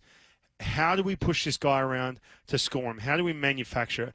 And by the way, in amongst that, you are going to run into some 3-run bombs. You are going to have someone who gets a mistake here and there. But why not? Why don't we push for that run here, run there, and then get the 3-run homer as well? And you obviously, offensively, look at some of those, what they do right now. First of all, the Mariners, most pitches per plate appearance, yet they're 30th when it comes to hitting with 2 strikes. So something ain't working when you simplify it like that. The other thing is too, they're 53-11 when they score 4+ runs in a game. 53-11. And you've got 20 and runs per game. They're about a 3.8. There's 24 out of 30 teams that have a 4+ run per game average this year.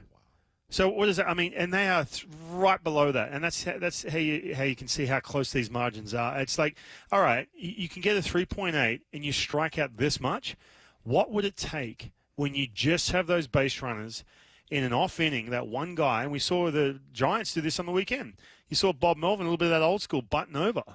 You know what I mean? Like, what would it take? I get it, man. I understand that, the value of this and that, talking about the way guys' approaches should be, but if you don't have the talent or the success rate of getting your ace swing off with 2 strikes and you're missing the pitch by 3 feet, I know, I get it, hitting's hard, then you got to start to change some things up in the way you think about pushing runners over, whatever it may be, and you are going to run into that 3-run home run. They hit plenty of home runs, this team.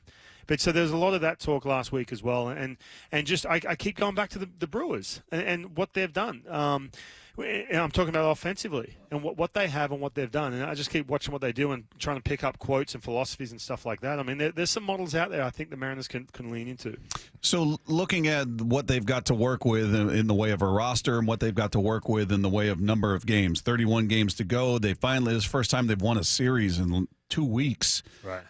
Do you look at it and go, okay, this team is poised to make a run now? I mean, I know that's a dangerous prediction because they've been so frustrating and so uneven. Mm-hmm. I'm trying to figure out what's a fair expectation for Dan Wilson. I think there are a lot of people feeling like, oh, new voice, Dan Wilson's a Mariner legend, so this team is just going to take off.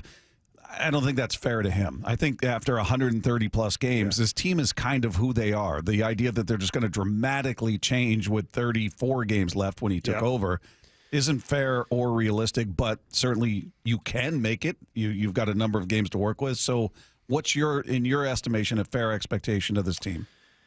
I think if you mentioned where they're at now, all right? So if I'm not saying take the bat out of certain hitters' hands, but if you're your last 10 games are hitting sub 100, and there's a situation where we just need to push this base runner over, or we need you to put this ball in play because we have been just absolutely bitten by the swing and miss, as we've seen for, 5 months now. Well, guess what? Whatever it takes for you to put this ball in play, it doesn't mean you have to bunt, but I don't care what it is. You're in a 2-strike count. Hey, listen, get your ace swing off all day. You get that two strike count. You need to update what your approach is. That's for sure. I mean, I listened to Brant Brown the other day on a podcast, man. And I'm sure he's brilliant, but I'm sitting there listening to him talk like it's just a straight. Can he just answer the question, man? Like it's just word salad on hitting. And I get he's trying to go to another level scientifically, but if that's the message he's given to hitters, the way he was talking, this is on Foul Territory the other day.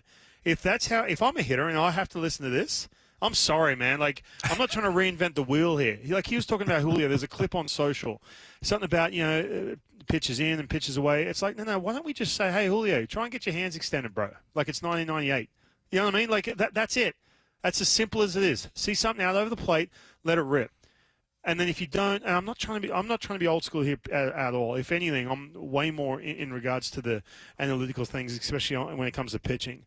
But just little adjustments like that could be a fresh voice when you're talking about Dan Wilson. I'm not saying that's how he's going to go about it. He's going to ask a lot of people around him not because he doesn't know what he's doing, because he hasn't been there. He doesn't know how these guys tick because he hasn't been in the clubhouse. You really got to be in the clubhouse and the locker room to really understand it. And so he's going to, look around and say, okay, what do we got? But I just think this is kind of what you have right now. This is your profile this season. Yes, Julio Rodriguez is not a sub-20 home run hitter at all. We know that. But that's what he is right now. Right? That's just the way it goes right now. So then we have to start to somehow adjust just how we're trying to do things. In regards to the expectations, man, brand new manager, and I'm with you too. The timing for Dan, I think it's good because I'm not saying the expectations are off. but he's a first-timer, and this is a situation where he can slowly get his feet wet, and guys can take a breath a little bit with a change of voice with him in there. But we shall see. But, I mean, guys, they're, 5 games out of first place? Yeah, it's frustrating bringing this up, but Brian Wu, we were just talking about how, he was the number 5 guy.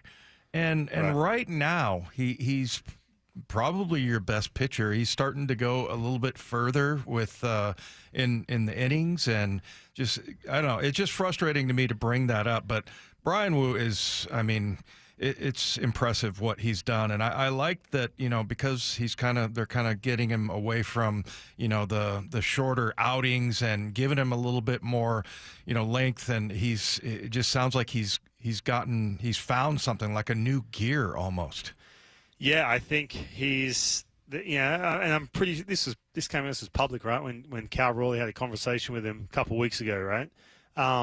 Just saying, look, dude, we need you. Enough of it. Like, and when I say enough, like, he's that good, and he's that valuable to this team. And this goes back to even coming out of the break when they had that Houston Astros, that third game of that series, where the guy's just not. He's not. Nothing really phases him, and so. You got a situation where you got one of the most talented pitchers in the game, one of the hardest fastballs in the middle of the plate to hit with Brian Wu, and it's limited a little bit. It's like, okay, look, I'm not, whether it's, we've had to deal with the elbow or the hamstring or whatever it may be. Now, all of a sudden, you mentioned the next gear. I think he's just found that place, and let's not forget, he hasn't pitched for a whole lot of time, but he's found that place when you get to 75, 80 pitches and you're starting to sweat a little bit. You're starting to get a little bit gassed. Your hamstring's tight. Your elbow feels like absolute rubbish. And you're like, you know what? No. This last 20 pitches I got means way more than the first 70, 75 I just threw. Let's let it rip. This next 6th, getting to this 7th inning is way more valuable than me putting up zeros first, second, and third inning, if that makes sense. So now all of a sudden his perceptions kind of changed a little bit, and now he's going out and just letting it fly that last 20%. Plus, too, the finish line's in front of him, too. And look, this is not something that I guarantee he's saying, oh, yeah, early in the year I need to conserve myself. But you get into a place where I'm like, I'm sub-10 starts right now. I used to get like this. I'd get sub-10 starts, and I'm absolutely emptying the tank. It's kind of like Paul Skeens the same way. Everyone's like, oh, his velocity's dropped, and the Pittsburgh Pirates are going to start, monitoring his innings. What does he do? He goes out and just empties the tank. I don't know if you guys noticed his last start, but all of a sudden he's back over 100 miles per hour again. He's just letting it eat. And I think Brian Wu's gotten to that place where that last 20%, that pushing through those thresholds on your pitch count and where he's at in the season, he's just going to absolutely let it rip, man. And you saw that yesterday too with him. He's so impressive to watch. It's fun to watch, and I'm curious what happens next year when we can get a good 6 months out of Brian Wu. What kind of numbers he can put up. Ryan, where are you at with the bullpen in terms of concern? Because we've seen them try to do, they make a big move at the trade deadline, bring in Jimmy Garcia, who just has not worked out, and he's now injured. Obviously, Gregory Santos, we saw him for a hot second. He started the year hurt. That was rough. Yeah, that one is just brutal. It's been a bust. And you've seen other guys have stretches where they're really successful, and then they kind of, it's gone a different direction. I know Snyder's been great. He got dinged the other day, but for the most part, he's been great. But I've gotten back to the point where there's a little apprehension when they go to the bullpen now that I haven't felt in a few seasons, which is weird. So I'm wondering where are you at with your level of confidence in what they've got coming out of the bullpen? I just don't think it's just a depth issue. It really is. I think that in the last couple of years past, you've had Munoz once he came back from that TJ, and underneath that you had a Paul Sewald in there before the trade deadline last year. You had Justin Tope. You had Matt Brash. Guys like that, they're missing that bridge. They really are. They're really missing that bridge. It's like, okay, what direction do we go? In this situation, that situation. And look, 50% of the time, it works out. But last year, you're talking 70, 80% of the time when you're in the 7th inning, that's a 1-run, 2-run game, whatever it may be. Man, we need a ground ball. You've got this absolute ground ball machine, strike-throwing machine that just all of a sudden, boom, there's a ground ball, thanks. And you can count on that 80% of the time. So the level of what you can account on, it's basically man, it's kind of 50-50 right now. Or it's even 60-40, which isn't going to work either when you're playing so many close games where you're just not scoring runs. And so there is a concern there. So put it from the 6th, 7th, and 8th, there's just so many question marks there in regards to who do we go to, what's the depth. I mean, you got Gabe Spire even, throw him in that mix as well. The guy who you could lean on heavily comes in. There's 2 lefties coming up. You could just go, 0-1. He's gone 0-1 every hitter. And then you can just kind of check the box and say, yeah, okay, we're good for the 7th here with these 2 lefties. All right, now where are we going with this? Oh, we've got a Matt Brash coming in because there's 2 runners on. Oh, we're good. You just don't have those pieces that you can really sort of profile and say, this is where we need this guy. You can kind of piece it together to somehow try and get to Munoz in the 9th inning. Ryan, what do you got coming up on the top step? I've got Brett Boone joins me this Friday. Oh, okay. Nice. Now, unfortunately, this it's funny. We kind of talked about Scott Service, but this is before the news. So we talked a lot about managing. Obviously, his brothers, with the Yankees. With the Yankees, talked about Lou Piniella. So we did talk managing a little bit because there was a little bit of rumblings going on with Scott Service. But no, man, we dive into everything from stories from back in the day to some of the. He had some very interesting things to talk about in regards to the offense and stuff. So that's coming out Friday. I'm looking forward to it. All right, there you go. Top Step podcast. You can catch it on Root Sports. You can catch it where you get podcasts, and you can see Ryan on MLB Network. And hey, one more thing on that. I will be at EQC in the Sportsbook Friday afternoon with Trevor May is going to join me. Oh, okay. Played 9 years in the big leagues. Yeah, he's going to join me Friday afternoon around 4 or 5. So anyone, we're going to record an episode, come hang out. It's fun, man. There's Mariner fans down there. We get on the chat. It's good. So. He's a great conversation, especially when you get him talking about the Oakland A's ownership. That's fun. Oh, well, I'm going to write that in. Write that into the write show that right in. now. He's got thoughts, Ryan. He's got thoughts he's not afraid to share on the ownership group there. I love it.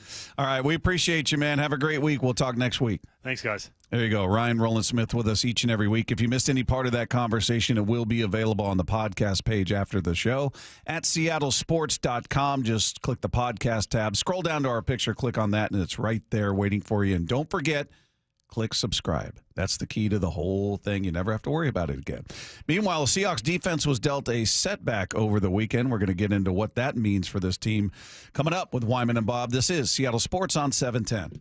Seattle Sports, your home for Brock and Salk. Dan Wilson's the new skipper. What kind of manager do you want to be? Having a good relationship with the clubhouse is huge and really help to support the players. And, we want to be in it with them on a daily basis. In some ways, too, it's about getting out of the way. I mean, these guys are good players. These guys are the best players in the world at what they do. And so it's giving them what they need, but then allowing them the space and the creativity and the individuality to go out and do their job. The baseball season is a grind. There's no question. You have to ride that balance. On Seattle Sports and 97.3 FM HD2. Guys, did you know your testosterone level impacts your energy, libido, sleep, weight, hair loss, mood, and even ED? And right now, Revive Men's Health Seattle will check your testosterone for free. They've helped thousands of men since 2011 feel and perform better. They're so confident they can help you, they even guarantee it. Schedule your free testosterone test, exam, and consultation today. Call 206-529-1111. That's 206-529-1111. Or visit ReviveMen'sHealth.com.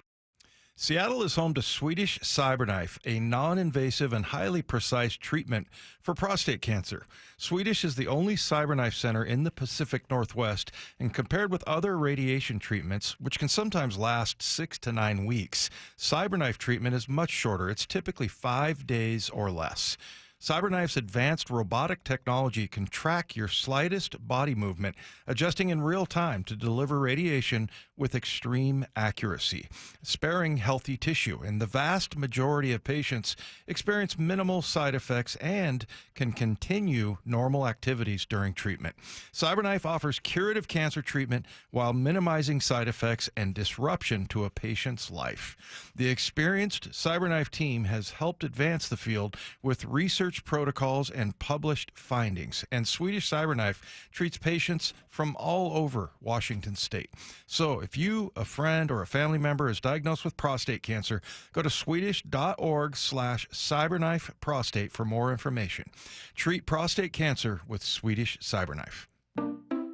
We just want to have enough money for retirement. And travel to visit our grandchildren. I understand. That's why at Fisher Investments, we start by getting to know each other, so I can learn about your family, lifestyle, goals, and needs, allowing us to tailor your portfolio. What about commission-based products? We don't sell those. We're a fiduciary, obligated to act in your best interest. So how do your management fees work? We have a simple management fee based on the value of your portfolio, so we do better when you do better. We appreciate that kind of transparency. We also check in with you regularly to keep you up to date on the markets and your portfolio. What other services do you offer? As a client, you have access to resources on investing, financial planning, estate planning, Social Security, Medicare, and more. Wow, it sounds like Fisher Investments has everything we need. At Fisher Investments, we're clearly different. Learn more at FisherInvestments.com. Investing in securities involves the risk of loss. Hi, welcome to Staples. Hi, my son's teacher emailed his back-to-school list. He needs crayons and a notebook for every subject. Okay, no problem. With Staples Hot Deals, you'll find super low prices on hundreds of items for back to school. Oh, now they're saying he needs folders and glue. You got it. And markers? Of course. Oh, geez. Might I suggest 2 carts? Save big on back to school with Staples Hot Deals. Right now, 24-pack Crayola crayons and 2-pocket poly folders are only 50 cents each at Staples. Ends 8/31, in-store only, limit 10 while supplies last. The best things in life, they come in twos. 2 scoops of ice cream, 2 tacos. And now for a limited time, get our best deal of the year. Buy any phone when you switch to Consumer Cellular and get 2 months of service free. That's right, the same fast, reliable nationwide coverage as Big Wireless, now with 2 months free. Proof the best things in life really do come in twos. Visit consumercellular.com or call 1-888-FREEDOM. Second and third month of monthly base service fee waived for new customers with the purchase of a phone and activation by September 2nd, 2024. Taxes, fees, and third-party charges will apply. See website for additional details. We are Seattle Sports. Swing and a miss and a slider, strike 3, and the ball game is over. The Mariners hang on and win it this afternoon. The home of the Mariners. As a parent, sending your kids off to school each morning can come with conflicting emotions. You might worry about who they're around or what they're being taught.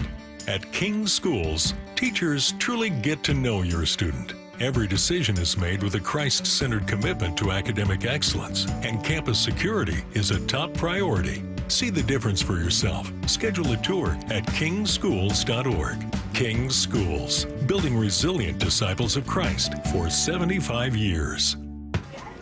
This is the day of the big sale at your gift shop. Welcome in. So this isn't just a big day for your business. It's a big day for the network keeping it all connected. That is, if it can handle the pressure. Next in line, please. So is it possible to get business internet you can really count on? It is. With 99.9% network reliability from Comcast Business. It's like this neat little bow. Do you like that gift wrap? Really ties it all together. Reliable internet for your business. It's not just possible. It's happening. Comcast Business. Powering possibilities. Switch to Comcast Business and get started with reliable internet and advanced security for $49.99 a month for 12 months with a 2-year agreement. Plus, ask how to get up to a $500 prepaid card with a qualifying internet package. Don't wait. Call or go online to switch today. Offer ends 9/22/24. Restrictions apply. New customers only with 150 megabit per second internet. Eagle bill and auto pay required. Equipment, taxes, and fees extra. After 12 months, regular rates apply. Feeling lucky? Don't miss the Lucky Fall Classic Collector Car, Truck, and Boat Auction. Saturday, August 31st at Tacoma's LeMay Marymount Event Center. Gates open at 9 a.m., auction starts at 10 a.m. Up to 200 collector, vintage, and classic vehicles. Many going to the highest lucky bidder with absolutely no reserve. Get lucky, get local, and get in line. Visit LuckyOldCar.com. That's LuckyOldCar.com or call 206-467-6531 for bidding and consignment details. Wyman and Bob. From the Quantum Fiber Studio. Weekdays 2 to 7. On Seattle Sports and 97.3 FM HD2. Our thanks once again to Ryan Roland-Smith, who joined us in the previous segment. In case you guys are just tuning in and missed that conversation, it will be available on the podcast page after the show at seattlesports.com. Meanwhile, the Seahawks wrapped up their preseason against the Browns over the weekend, and a lot of good things happened in that game. They won the game, if that matters to you. But, you know, by the way, I know you don't think they're football players, but how about Jason Myers in that game? 58-yard field goal? Yeah. Pretty good. He's a weapon. He's a weapon. He's important. But meanwhile. All right. Yeah, we did 20 most important. Yeah. What was I going to say about him? Just that he's important to their success. That's all. Okay. Well, I mean, we're trying to make segments out of this, and I'm like, talking about kickers, I can give you like 10 seconds. That's about it. I like when he makes it. Yeah, there you the go. end. Meanwhile, the bad news was the injury to Uchenna Nwosu. That a lot of people, in case you're just tuning in, a lot of people are like, oh, that was a dirty play, and there was a flag thrown. But one guy hit him low. The other, I think, a running back chipped him up top, and that's where the penalty was, right? The running back hitting him? Yeah, if you're engaged in your upper body, no one can cut you. And a lot of times you'll see, like, a guard will go over to kind of help, and if you go below the waist, it's a penalty. And a lot of these things, by the way, I was going to make that in What's Bugging Bob. The kid they kicked out of the game, number 59, his name was Reed, and I think he was from what did he get kicked out for? I can't. For just tackling somebody. It was just. I'm looking at this kid. He's a rookie free agent. I'm like, that might be it for him. He might have been trying to struggle to get on that roster, and he gets kicked out of the game for making a hard tackle. And that was really what it was. It was like, oh, it was too hard. I was going to make that part of it, but yeah, I mean, I just this one's a good one though. Like the whole cutting thing, because that's pretty bad when you're fighting a guy and then all of a sudden a guy comes, from the side. Didn't the guy hit him low first, and then the second hit was the guy hitting him up top? I can't remember exactly how it went like number down. 77, the lineman kind of went low on him, which hit his knee, and then he got hit. Right. It looked like he got hit up top by the running back. Yeah. So people were loud, dirty play. It was so dirty that, and he's injured. People are obviously upset he got injured, but you didn't think it was... No, I don't the think guy that's that went low? Something that they try to do or anything like that. I think sometimes it happens. It's like, didn't we get a roughing the passer penalty? Yeah, because their body weight. Because somebody fell and went, they touched the quarterback, Dave. You don't do that. You don't do that. Yeah, and I felt really bad for that kid. But yeah, I didn't think the Uchenna thing, it's just such bad luck, man. I mean, I've been saying boldly that you can't play scared and you got to put guys out there, and then he goes out there and gets hit. And again, we talked about this in take two, that Uchenna is very necessary to their success, especially against the run. Talked about the numbers last year. When he got hurt, afterwards, the amount of yardage gained on the ground doubled for the defense last year. So he's very important. So it's a huge bummer. And then you have to trade away the sixth round that you got. Right. And they traded away Darrell Taylor last week to the Chicago Bears in exchange for a sixth-round pick in 2025, right? Which is what they just traded to the Jacksonville Jaguars for Travis Gibson, outside linebacker. Certainly not how they wanted to use that one. So, and I'm curious if they'd known that or if it happened earlier. I wonder if that trade would have taken place. I don't know. Maybe. I don't know what they really felt, how they felt about Darrell Taylor. But, yeah, it's just that's such a bummer for him. And I just think hopefully it's, 2 weeks, not 6 weeks. But Uchenna is just such a solid dude, man. And, he's one of those guys that always does right. He's not super flashy. But, yeah, anyway, just a bummer as far as the timing. So do you think... and we talked about this a little bit before the show, but if they were, I don't know, if they had some knowledge that something like this was going to happen, do you think they hang on to Darrell Taylor, or do you think they looked at him and just said, you know what, he just doesn't fit what we want to do here? I think it might be the latter, just because I feel like, one of the things that we've talked about the preseason, use the word discipline a lot. And I have to say, Darrell Taylor was incredibly talented pass rusher. He really was. But as far as the discipline of playing the run, and I've always said this, that it's not that he can't play the run. He can. It's just that he wouldn't. He wouldn't. I don't know if it was a concentration thing or, just forgot or just wasn't in tune enough. But you could see he can take on a guard. He could take on a, offensive lineman. He can hold his ground. He just would forget sometimes. So, yeah, I think that's something that I don't think he was ideal, though. And I think for that reason, that was probably, why they traded him away. Because 6th-rounder for Darrell Taylor? I mean, he had... So you think even if let's say this injury happened in the second preseason game, they'd still make that trade with Darrell Taylor? I kind of think so. Yeah. I think that they're looking for something different, and I think some players don't fit into Mike Macdonald's system. Do you look at run defense as a want to?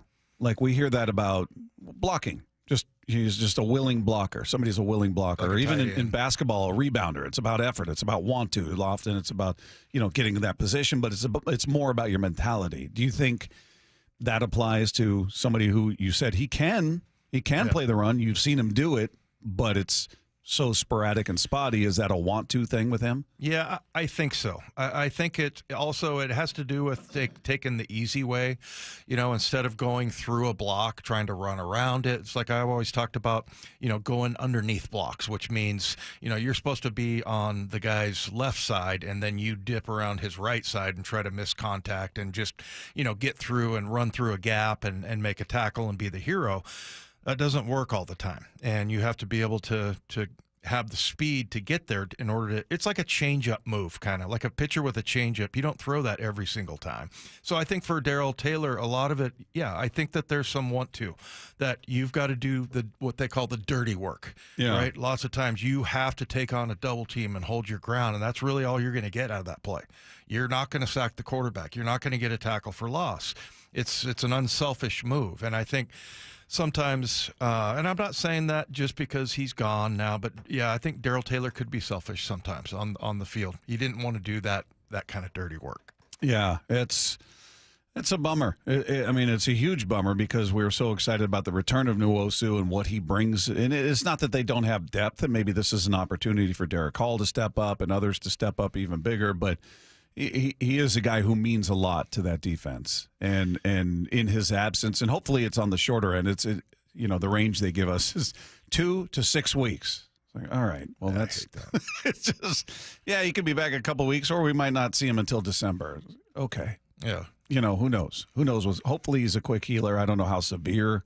If you ran your personal life that way, you'd be like, hey, let's go to dinner, maybe 2 weeks from now, maybe 8 weeks from now. What do you now or October? We'll figure it out. Range, my God. So, and I'm glad you brought that up as far as the want to with playing run defense, because it's something that, again, takes discipline, but also you have to be kind of proud of yourself because you get called out, and that's always so rewarding. If you take on a blocker and, maybe it's a double team or whatever, and you hold your ground, you get praise for that. Everybody loves that. And that's something that we've seen Derek Hall do. Derek Hall makes it like that's a win. And, for most, the other day, Mike Macdonald was talking about how they pulled, I think it was either a tight end or a guard, and Derek Hall knocked him on his butt, and he was asking the guys Bennett and me and everybody's like, you ever see that before? And Michael Bennett's going, yeah, I used to do that. Of course he did. Of course he did. By the way, a texter 360, I don't know if this is true, Dave, says, I saw Dave Wyman come out of the tunnel drinking a bottle of water, tossed his water bottle towards the garbage can and missed it by a mile. Okay, that's not true. I missed it. It lipped out. It lipped out. Yeah. The only reason I read that is because Dave takes great pride in his ability to hit these trash cans behind me with whatever he's throwing in it. And when you miss, you get very, very frustrated. So the fact that somebody saw you miss with a water bottle. No, and you know what? I didn't go over and pick it up. For some reason, somebody asked me for something, and I'm like, that's not like me. But it's also not like me to miss. So, but he's right. I did miss. But they didn't bring up that you didn't go pick it up. They just said you missed by a mile. Yeah, I should have gone over and picked it up. And I got distracted, and it was like 10 minutes later because I was looking for a buddy of mine who coaches for the Browns, Bill Musgrave. Mm-hmm. And so I totally forgot about it. Then I was like, oh, damn, I should have picked that up. But I did miss, and I was really... You were bothered by it. Really bothered by that. All right. Coming up, there are big roster decisions for the Seahawks to make before tomorrow afternoon's deadline. We'll get into some of those coming up next with Wyman and Bob. This is Seattle Sports on 710. Seattle Sports, your home for Bump and Stacy. The Seahawks have made a trade with the Jags for linebacker Trevis Gibson. They'll send Jacksonville a late-round pick in return. What's the real headline? If you're a linebacker, you might get traded to the Seahawks today, too. This is football, man. That's why you got to be deep. That's why it's important you watch this preseason and you see what Tyrese Knight is doing. You see what Derek Hall is doing, because eventually they are going to have to play. Hopefully you don't rely on those guys a lot, but this is ball, man. It's a violent game. Yeah. And when one guy goes down, other things happen. On Seattle Sports and 97.3 FM HD2.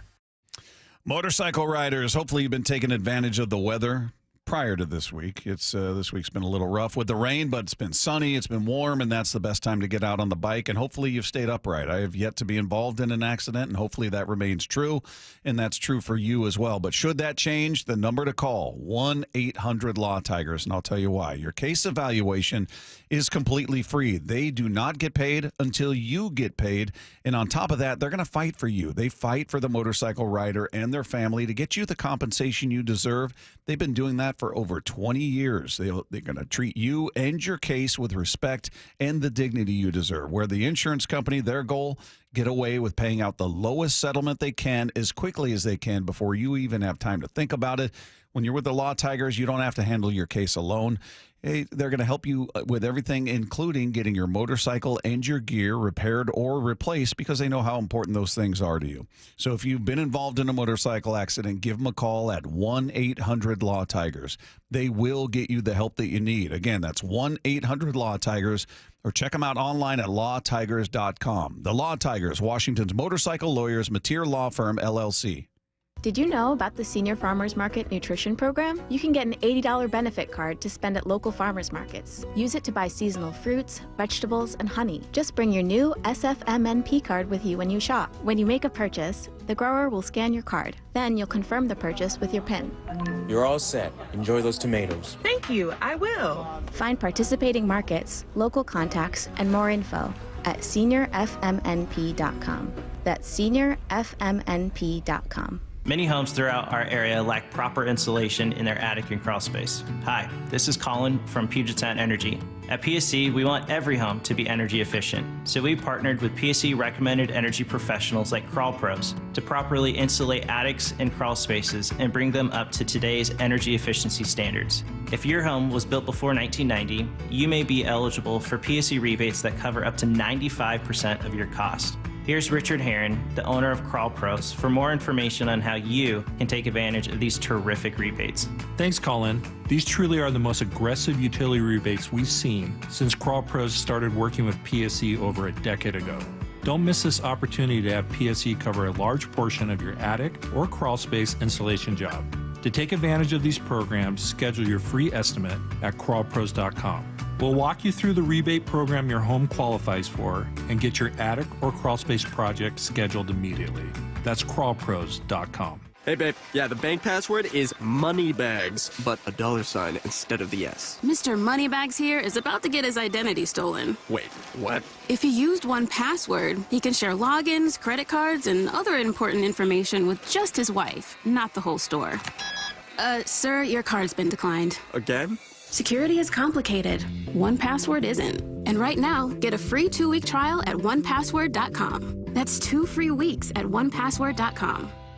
Bonneville International radio station contests are open to participants 18 years of age or older that are residents of Washington State unless otherwise specified. Employees or agents of the station, Bonneville International Corporation, other area radio stations, or any entity associated with the contests are not eligible to win unless the station otherwise specifies at its own discretion. Persons who have won in the last 60 days from a station contest or event may not be eligible. Full general contest rules are available on seattlesports.com or in person at the station during regular business hours. We are Seattle Sports. Base hit, ball game, and Dan Wilson wins his first game as Mariners manager. The home of the Mariners. eBay Motors is here for the ride. 120,000 miles of night drives, daily commutes, and who knows how many. Are we there yet? Through countless fixes, elbow grease, and a new radiator, you kept your ride alive. With eBay Motors, you have over 122 million parts to keep it running. And with eBay Guaranteed Fit, they'll be the perfect fit every time. Plus, at these prices, well, we're burning rubber, not cash. Keep your ride or die alive at ebaymotors.com. Eligible items only. Exclusions apply. Thanks for calling Discover. This is Diego. Hi, Diego. It's Jennifer Coolidge. I just want to say your cashback match makes me feel so special. It really inspired me. That's great. Doubling the cashback you've earned at the end of your first year is what we do. Well, I'm doubling everything now. Double dating, double dipping, double feature, double header, double whammy. Basically double or nothing. You earn, we match. Discover Cashback Match. See terms at discover.com/creditcard. Hey, Brock Heward here, and I have had my share of sports injuries, and I know a little bit about pain. Well, that's what football will do to you from head to toe. But you don't have to play professional sports to know what I'm talking about. Painful joints from arthritis can affect anyone and make it hard to do pretty much anything. Well, that's where my friend, Dr. Daniel Nelson from Eastside Pain and Regenerative Medicine comes into play. He has seen so many patients through the years suffering from chronic joint pain caused by arthritis. So don't let pain stop you from your quality of life. Don't let pain stop you from enjoying life. Consider Dr. Nelson the only doctor with over 30 years of experience in pain medicine techniques, including stem cell therapy. It's a non-surgical solution to pain using your own stem cells. That's right, your own stem cells and platelet-rich plasma to harness your own body's healing potential. Consider stem cell therapy with Dr. Daniel Nelson, MD at 425-823-4000 or visit danielnelsonmd.com. That's danielnelsonmd.com. Wyman and Bob. From the Quantum Fiber Studio. Weekdays 2 to 7. On Seattle Sports and 97.3 FM HD2.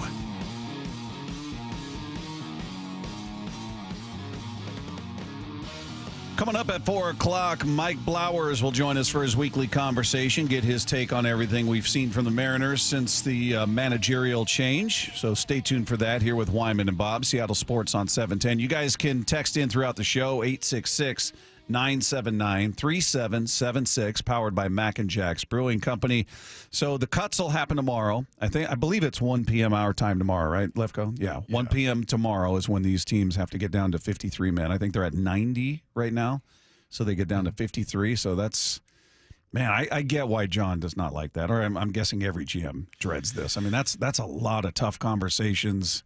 Yeah. A lot of, I'm sure there are some guys that are saying, hey, we're making this move, but we'd love to bring you back on the practice squad and you clear away, all that good stuff. But still tough. It is tough, but they take it even like a step further. So they actually, and John was telling us about this the other day, that they actually have them, before they, give them the bad news, or at that time, they have them meet with like the trainers, some of the PR people, and just make sure, that they get all their information. And then, these are things you could work on as far as the trainers and everything. So they kind of, do it in a different way. And John put it, he's like, it's not like, hey, bring your iPad up here and drop it off, or what we used to say, bring the playbook, bring your playbook. That's here. when the Turk could get you. Yeah, exactly. It's nothing like that. And I think over the years, John, he's always been very innovative, and I think that's something that was, when I heard all of that, I was like, that came from John. Yeah. Because he doesn't like the idea of having to cut guys. And I think that's 37 conversations he's got to have. Yeah, exactly. That's a lot. Yeah. And he is meeting with each guy and talking to him. You don't just hear about it and then go say goodbye to your, position coach, which, I never got cut. At the end, I didn't get asked back. So, that was the difference there. But yeah, I mean, I was not invited back. Well, we talked about this before the game about, hey, who's got the most on the line, who's playing for a roster spot, who's that bubble guy, and there are a bunch of them. Again, that's 37 players. He's going to have those conversations with. They get down to 53. But some people we talked about that stood out. The running backs, Kenny McIntosh and George Holani played well during this preseason. And Mike McDonald was talking about that, just asked how he felt they played. Yeah, him and George, again, they had a great, I thought both played really well. George didn't have the flashy run, but he had some tough, good runs to get back to line of scrimmage and get positive yards. I think both made plays on special teams. So two really good players, man. And Kenny Mack's, again, another example of a guy that's been working really, really hard. So for him to have an opportunity to make such a great play, just really happy for him, just really happy for where he's at, and he should be proud of himself. Yeah, we'll get a chance to talk to Bob Condotta, who apparently looks like Ryan Divish feels. We found that out on Friday. What a nice thing to say, huh? About his buddy. I feel the way Bob Condotta looks. You know those guys are good friends. Yeah, Condotta went through and did a whole thing, a roster projection, who's, and some of these battles are really interesting. Like, the George Holani thing, he definitely played his way on. And there's a little connection there because John's son, Jack Schneider, he actually works with the football team at Boise State. Mm-hmm. And I think recruiting and stuff like that. So Alani from Boise State. And so that one will be kind of interesting. And then, I think the receivers and the corners are really, really interesting too, who they're going to keep. So we'll see what Condotta has. But yeah, there's a couple of guys that, and there's a couple of them that are kind of interesting, like D. Eskridge, right? Yeah. He's a guy that initially I was very curious about because he was, when they drafted him, first of all, it was the year they had 3 picks, and I thought, no way John Schneider and Pete Carroll go into a draft with just 3 picks. They're going to move around, accumulate more. They didn't. They went with Trey Brown, they went with D. Eskridge and Stone Forsythe. Yep. He was sort of propped up as being a Tyreek Hill type of weapon. He could do all these different things, and you're excited about what he could do, and it's been nothing but injuries since he was drafted. I think he got hurt going up to the podium. I'm not sure, but he's just been beset by injuries, some off the field stuff, and then even this camp, he's had a hamstring issue, and then he busts off that big run in this game, which was great to see. But I'm looking at it in totality, going, all right, that's awesome. You see what he's potentially capable of, but is that enough to get a roster spot after these years of just really providing pretty much nothing for this team, and even this preseason? Prior to that run, what would you say about his preseason? Yeah, not much. I mean, I think maybe stuff at practice. What's kind of interesting, because there was the off-the-field stuff. I've talked to D before. He's really a nice kid, and the other thing is that you see the teammates and their reaction. Mm-hmm. I mean, everybody loves D. Eskridge. So I don't know. That's kind of he's a mystery. He really is. And so, and you got some other receivers like Derek Young, that Chanel, Aesop Winston. And that Cody White kid. Yeah. I mean, he looks really good. I know they like him. So that's probably, I think, receiver might be the most interesting cut down, other than, corner pretty close as well. But yeah, I'm really not sure what to think about Eskridge. Yeah, I mean, you see certainly again what he's capable of, and he can be explosive. He is an athlete. It's just a matter of, is he going to be durable enough to warrant a spot on the roster that you feel like, all right, I could give it to one of these other guys, whether it's Aesop, whether it's Cody White, whether it's Laviska, whoever we're talking about. Are they going to be worth more in the end because maybe you feel better about their presence, that they're going to be there week in, week out, versus, D. Eskridge, who's just, he's not trying to get hurt. It's just been his story. That's just been, unfortunately, what it's been for him here, and nothing has really happened for him. So I don't know why that is. I don't know if that continues. We always talk about guys don't tend to become more durable as time goes on, especially in this league. So what you're kind of betting on his potential, and betting that somehow that's going to change. Yeah, he's been injured every single year he's been in the league, but that's going to change. Yeah, well, and the thing is too, also, is it Central Michigan, I think, is where he was playing. He was playing corner there, and then he got hurt. And so when he came back, he was a returner and a wide receiver. So interesting storyline with him. But yeah, I think. That certainly helped, and that's kind of what they've been looking for. I remember in the 49er game last year, he had a return for like 60 yards, and it was like the only good thing that happened in that game. But, other than that, it's been few and far between. And I think his very first carry was a fly sweep where he hurt his head. It was, I think, where it looked like he just barely hit the turf, but it was the back of the head, which is and it was a dangerous huge spot. Problem for him. Yeah, he was out for a long time after that. So I mean, he's just been one of those guys that you've yet to see be rewarded. That's for sure. And, for him, I think it's been very, very frustrating. All right, coming up, a lot has happened with the Mariners since we last talked to this guy. Mike Blowers will join us next and give us his thoughts on everything that's happened since then. That is coming up with Wyman and Bob. This is Seattle Sports on 710. It's a new era for the Seahawks. Oh, my word, what a catch! What a catch by JSN! I always expect us to go out and play hard and play physical and be clean. I would think he's going to come in and be pretty disciplined about this is what we're doing, man. A new season kicks off September 8th when the Hawks host the Broncos at Lumen Field. Touchdown! Seahawks! The Seahawks defense! They awaken the crowd at Lumen Field! We are Seattle Sports, the home of the Seahawks.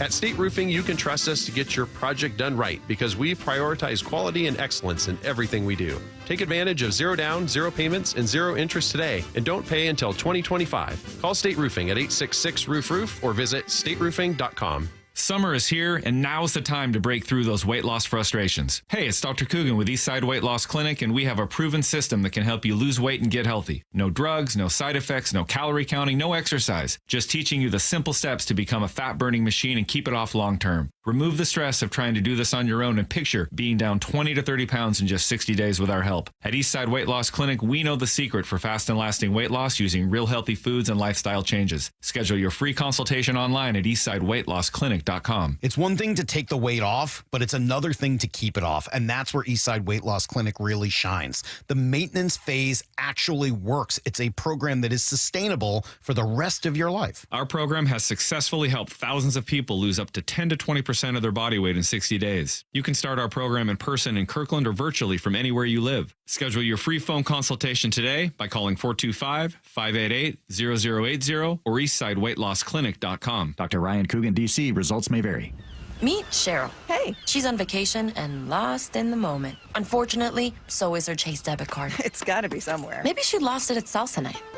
These skirts should have pockets. Or maybe she lost it at Pilates. 3 and 2 and... But she's not worried. With the Chase mobile app, she can lock her card till it turns up. Tools that help protect. One bank that puts you in control. Visit chase.com/checking. Chase, make more of what's yours. Chase mobile app is available for select mobile devices. Message and data rates may apply. JP Morgan Chase Bank, N.A. member FDIC. At the Home Depot, we know Saturdays are for college football. That's why we have everything you need to never miss a play. Like North America's #1 home fire safety brand, Kidda. Because on a day full of football sounds you love, like fight songs, roaring crowds, and your favorite commentators... Like me, Kirk Herbstreit. The last sound you want to hear is... Defend your game time with Kidda and the Home Depot. How doers get more done. Based on total household installations as of December 2023. Someone asked me the other day, do you know how many devices the average home has connected to their Wi-Fi network? Well, it's way more than I thought. I actually went home and counted how many connected devices I own, and it is more than a dozen, all to keep me connected to the good stuff. My streaming, my gaming, all my interneting, you name it. And Xfinity knows that the number of devices we have connected to our internet is growing by the year. That's why they engineered their gateways to handle hundreds of connected devices. Hundreds, for real. And now through September 21st, you can get 150 megabit Xfinity internet for just $19.99 a month for 12 months with a 1-year contract. Make sure your home Wi-Fi can handle everything you throw at it, and then some. Visit Xfinity.com, call 1-800-XFINITY, or visit a store to switch today. Xfinity, bring on the good stuff. Restrictions apply, requires paperless billing and auto pay with stored bank account. Equipment taxes and fees extra after promo, regular rates apply. Actual speeds vary. So make the call to 1-800-XFINITY. Want to listen to Seattle sports on your smart speaker? Hey, smart speaker, play Seattle sports. This message is powered by the EQC Sportsbook at Emerald Queen Casino. Emerald Queen Casino, the entertainment capital of the Northwest. At Fisher Investments, we may seem like other money managers, but we're different. What makes you so different than the rest of us? We ensure clients receive unparalleled service at every step of the relationship. Tell me more. Our investment counselors focus on service over sales, prioritizing clients' needs. How do you make money? We don't sell any commission-based products. We have a simple management fee based on the value of our client's portfolio. So we do better when our clients do better. What about client portfolios? We get to know each client, their finances, family, health, lifestyle, and more, and then we tailor a portfolio based on their specific goals and needs. Your clients really come first then, huh? Yes, we make them a top priority. Our goal is helping them achieve a comfortable retirement. Wow, maybe we are different. At Fisher Investments, we're clearly different. Learn more at FisherInvestments.com. Investing in securities involves the risk of loss. This is Stacey Rost. Is that leaky faucet driving you crazy? Don't wait until it becomes a flood. Call Ben's Plumbing, Heating, and Air. At Ben's Plumbing, they pride themselves on 5-star service, where your satisfaction is their priority. Whether it's a stubborn clog or a complete plumbing overhaul, their team of dedicated professionals is here to help with no commission sales tactics. Just honest, reliable service you can count on. Call today at 206-789-5353 or visit Ben's.plumbing. That's Ben's.plumbing. This is Seattle Sports. 10-5, touchdown Seahawks if it stands. T. 710 KIRO AM Seattle and KIRO FM HD2 Tacoma, the home of the Seahawks. Seattle Sports Snapshot. Well, the Seahawks win their final preseason game, but they suffer a loss on defense. Uchenna Nwosu has a sprained MCL. He's expected to miss between 2 to 6 weeks. That, according to sources speaking with Adam Schefter. The Seahawks bolstered the depth of that position, though. They did acquire outside linebacker Trevis Gibson in a trade with the Jaguars. In exchange, the Jags will receive a 2025 sixth-round pick, which coincidentally is what the Seahawks received from the Chicago Bears in exchange for Darrell Taylor on Friday when they made that trade. So not good news at all for Uchenna Nwosu. Meanwhile, take a look at your baseball scoreboard. Blue Jays take out the Red Sox 4-1. The final in that game. Game is happening as we speak. Cubs and Pirates are scoreless in the top of the second. No score between the Phillies and the Astros. That one headed to the top of the second. Also, top of the second, Guardians up 3-0 on the Royals. Top of the second, Yankees up 1-0 over the Nationals. And then one other final, Royals take out the Guardians 4-3. Snapshot brought to you by Miller Lite. When it's game time, it's Miller time. It's time. He really moved the ball around today. That was a lot of fun to watch. For Seattle's best baseball analyst, Mike Blowers. The 1-1 pitch to Blowers. Swung on and belted deep to center field. To the track. The wall. Fly away. With Wyman and Bob. It's time, everybody. We look forward to it every week as much as you do. A conversation with the best in the business each and every week, talking Mariner baseball with the one, the only Mike Blowers, who joins us on the Emerald Queen Casino Sportsbook Hotline. How are you, Mike? I'm doing good. Good to talk to you guys. Hey, well, a lot has happened since last we spoke, and we'll get into Dan Wilson being the manager of this team. But I'm curious, just your first reaction when the news about Scott Service and Jarrett DeHart came down. What was going through your mind? To me, I thought that there was going to be a change on the hitting side of things again, because obviously the offense has been really inconsistent. If you look at their overall numbers, it hasn't been good this year. So I think they were going to try to do something there. I didn't know when that was going to happen.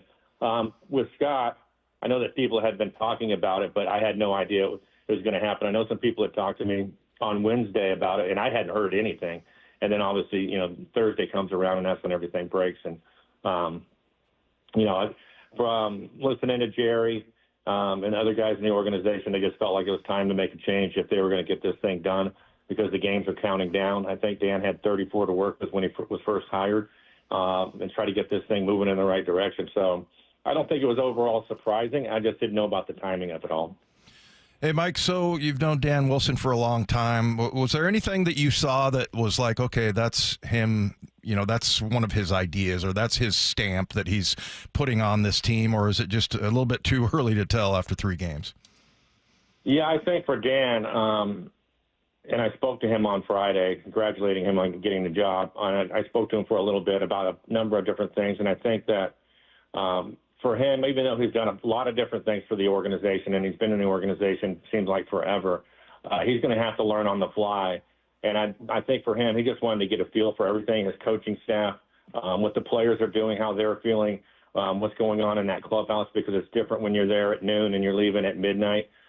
So I think there's some things that there's a learning curve there for him when he was just thrown into the fire of it all. But I have full confidence that Dan is going to do just fine. I really thought I was kind of laughing about it yesterday on the broadcast with Dave, and that was, this guy hasn't had an easy or a soft landing at all. First game out, he goes into extra innings, and he's going to make pitching decisions all over the place. They end up winning that ball game. The next day, they end up losing by a run, and he has to empty his bench at certain times, and I thought the timing of it was really good. It just didn't work out for him. Then, of course, the game yesterday, they had to hold on and win by a run. So the games are tight, and I think he's just trying to get a feel for everything. It won't take him long to get up to speed, that's for sure. You know, Mike, when this happened, I was thinking that either way, depending on, you know, in that clubhouse, whether you were a player that loved service or you're a player that you just didn't click with him, that this move might inspire you in two different ways. If you loved him, you want to go, man, I feel responsible. I'm part of the reason this guy doesn't have a job now. And if you're somebody that didn't click with him, you're like, let me show you how good I can be now that he's not in the way, sort of attitude, where you might just get inspired play from either side of the fence. Do you buy into that? I'm sure you've been in clubhouses where there's been a managerial change, but do you think there's any credence to that? I think that as a player, you know that you have no control over what's happening in the front office and what's happening with your manager and even the coaching staff. And people are going to make decisions. And a lot of the players, from what I've heard, felt like, you know, it was their fault that Scott ended up getting fired. They just didn't play well enough. And I think that's typical of most players that feel that way. I think, though, and this is the point, I believe, when they made the change, it's just to have a different voice to see if that makes a difference. Scott had been here for, 9 years. So I think that's the point of it. The player is always going to feel bad when a manager loses his job. Nobody wants to see anybody lose their job. And I thought Scott was more than fair with the guys. But I think that's the reason why they have the change. The other side of that also is they all have known Dan. Dan has been with the big league ball club. He's in spring training. He's been around all these guys. He knows them pretty well. And he knows the farm system. And I think that they're just looking forward, because it has been a struggle, to something that's different. And we'll see what that difference is going to look like now that Dan's in there. And Mike, and this may be just speculation, but as far as the decisions that get made, I mean, do you think that formula has changed? Did they adapt it for Dan? Are they saying, you know, I mean, again, speculation, but go, you know, put your style of managing on display, and, you know, maybe you know, your brand of baseball? Or do you think that mixture as far as the decision making has changed from Scott to Dan? I don't know. We'll have to wait and see. But I think just from knowing Dan for years and years and years and having worked with him and being a teammate of his, I think that he will put his stamp on it. Now, what that's going to look like, I don't know. Look, he's still going to get all the information that Scott had. And at the end of the day, you know, Scott would make some gut decisions. And, you know, I think Dan will be put in that same position. I think he will lean on his coaches initially on a lot of stuff that goes on the field to help him not miss anything as he's trying to figure all this out. But eventually, I think for Dan, he will take the information, he will digest it, and then he'll make a decision on what his gut's telling him and what he's seeing on the field. That's the biggest thing with him, is he's going to be seeing stuff on the field that maybe the other coaches don't, or the analytics he disagrees with, and he'll make a decision off that. And I think that's one of the strengths that he's going to have, is that he will make his own decisions. I think at times he'll go with the analytics. I think at times he will agree with his coaching staff. I'm sure that's already happened. But eventually he'll get to a point where he'll make those decisions on his own after he gets all the information. What kind of difference do you think is fair to expect with the offense with Edgar as the hitting coach? Now, he's been the hitting coach for this team from 2015 through 18. He works with these guys when they're at home. It's not like he's, hey, new face in the dugout all of a sudden. So I'm just curious how much change we can really – I know Jarrett DeHart was in charge and all of that, but do you see that there might be something in the way of a drastic change or something subtle with his presence? I think there will be, yes. I think that one of the things, and Scott even talked about this after Brown was let go, is it felt like there was too much information. And I think sometimes you can get bogged down with that. And I think Edgar can make things a little bit simpler. The one thing that he will do is be able to identify what a player's strength is. He'll be able to look at a hitter and see why he might be struggling. He'll know what they look like when they're going good. And I think that he can address that really quickly. And the other part about it, because it is Edgar, and he has been around the team, and I've seen him this year during homestands that he'd be down at the cage. But he can identify those things. And I think the last part of it is the players really respect him, and they understand where he's coming from and what he accomplished in his career. And that certainly carries some weight. But I think more than anything, just from being around Edgar and being a teammate, in '93, he was hurt, so he wasn't playing, and he helped me a ton when I was just trying to figure things out. And the biggest thing is he keeps it simple. Gives you one or two things and doesn't let you get bogged down and go from there. And I think right now, I talked to him on Friday also, and I asked him about it, and he said that, the one thing that's going to be different, he's going to be out traveling again. He's going to be with these guys every single day so he can identify things and hopefully fix them sooner. Well, and on that note, it's interesting when they announced Dan as the manager, they made it clear, once Jerry had his meeting over Zoom, that Dan is the manager moving forward beyond this season, where they were very, staunch in that Edgar will be the hitting coach for the remainder of this season. They seem to really put a cap on that. Do you get the sense that, hey, okay, I'll do it. Dan's my guy. I'll help him out this year, but I don't want to commit to anything beyond this year. Do you feel like that's pretty much where this is coming from with him? I think that Edgar, for me, yeah, I think a lot of it is that Dan called him, and he's willing to help out Dan for obvious reasons. And he's going to go back on the road and do that kind of stuff. And I think he just wants to see how all this is going to go for him, and then probably have a conversation with Dan at the end of it, whenever that comes, and they'll make a decision at that point. But I think for him, he wants to see how it's going to go, and then have a conversation with Dan and where Dan wants to go with it. So we'll just have to wait and see. Must be kind of cool for you calling the games, Mike, having been teammates with both of these guys. That's maybe a little bit extra insight for you, certainly, but also just kind of cool that you've got your former teammates out there running the team. Yeah, I gave Dan a bad time because I was actually supposed to have this last weekend off, and Dan was going to fill in for me. So I went down there Friday. I'm like, what are you doing to me, man? I mean, now I got to go back to work. Are you kidding me? But no, I was thrilled for him. But yeah, it is a lot of fun to watch and to have conversations with them about things, just because I've known them both for so long. And I certainly respect them both. And I think that, for Dan, I think it's something that he's thought about for a long time. Wasn't sure if the opportunity was going to come or how it was going to show up, and now he's there. For Edgar, I think, has always known that if he wanted to be involved and how involved he wanted to be, it was going to be up to him. And I think he's just really comfortable with Dan in charge of things now. But it's a lot of fun to just, watch these guys go about it. We kept showing them on camera, obviously, during the games, just because it's new for everybody. But it's pretty cool to see them have conversations during the game about things, too. And, yeah, it's a lot of fun. Obviously, I'm really pulling for them to both do really well. For the record, Mike, I threw your name out there as a candidate, but then I said it would probably cut into your golf activities, so you wouldn't be interested. But would you? Is that anything that's ever crossed your mind, whether it's being a manager or being a hitting coach or a fielding coach or anything like that, or do you feel like, no, I want my time off, I don't want to commit that much time? Well, I think that for myself, when I was first starting, after I was done playing, and I got into radio and I was doing the pre and post game shows. I was approached about coaching and possibly managing. I thought about it, but at that time where my family was, it didn't make a lot of sense to me. And then now that I've been doing this for 18 years now, in the TV side of things, it's just, I'm good where I'm at. I see these guys and the amount of time that they put in, and I'm at a point where I enjoy my job, and it's past me now, and I'm not interested in doing anything like that. But I appreciate you putting my name out there. And to think I was in the room when our guy Stretch, Matt, yelled at Blowers like, no, do it like that. He was trying to get him to record something one time when Mike was first starting on the pregame show, and he was trying to get, no, say it like this. And Blow goes, would you stop yelling at me? Very early.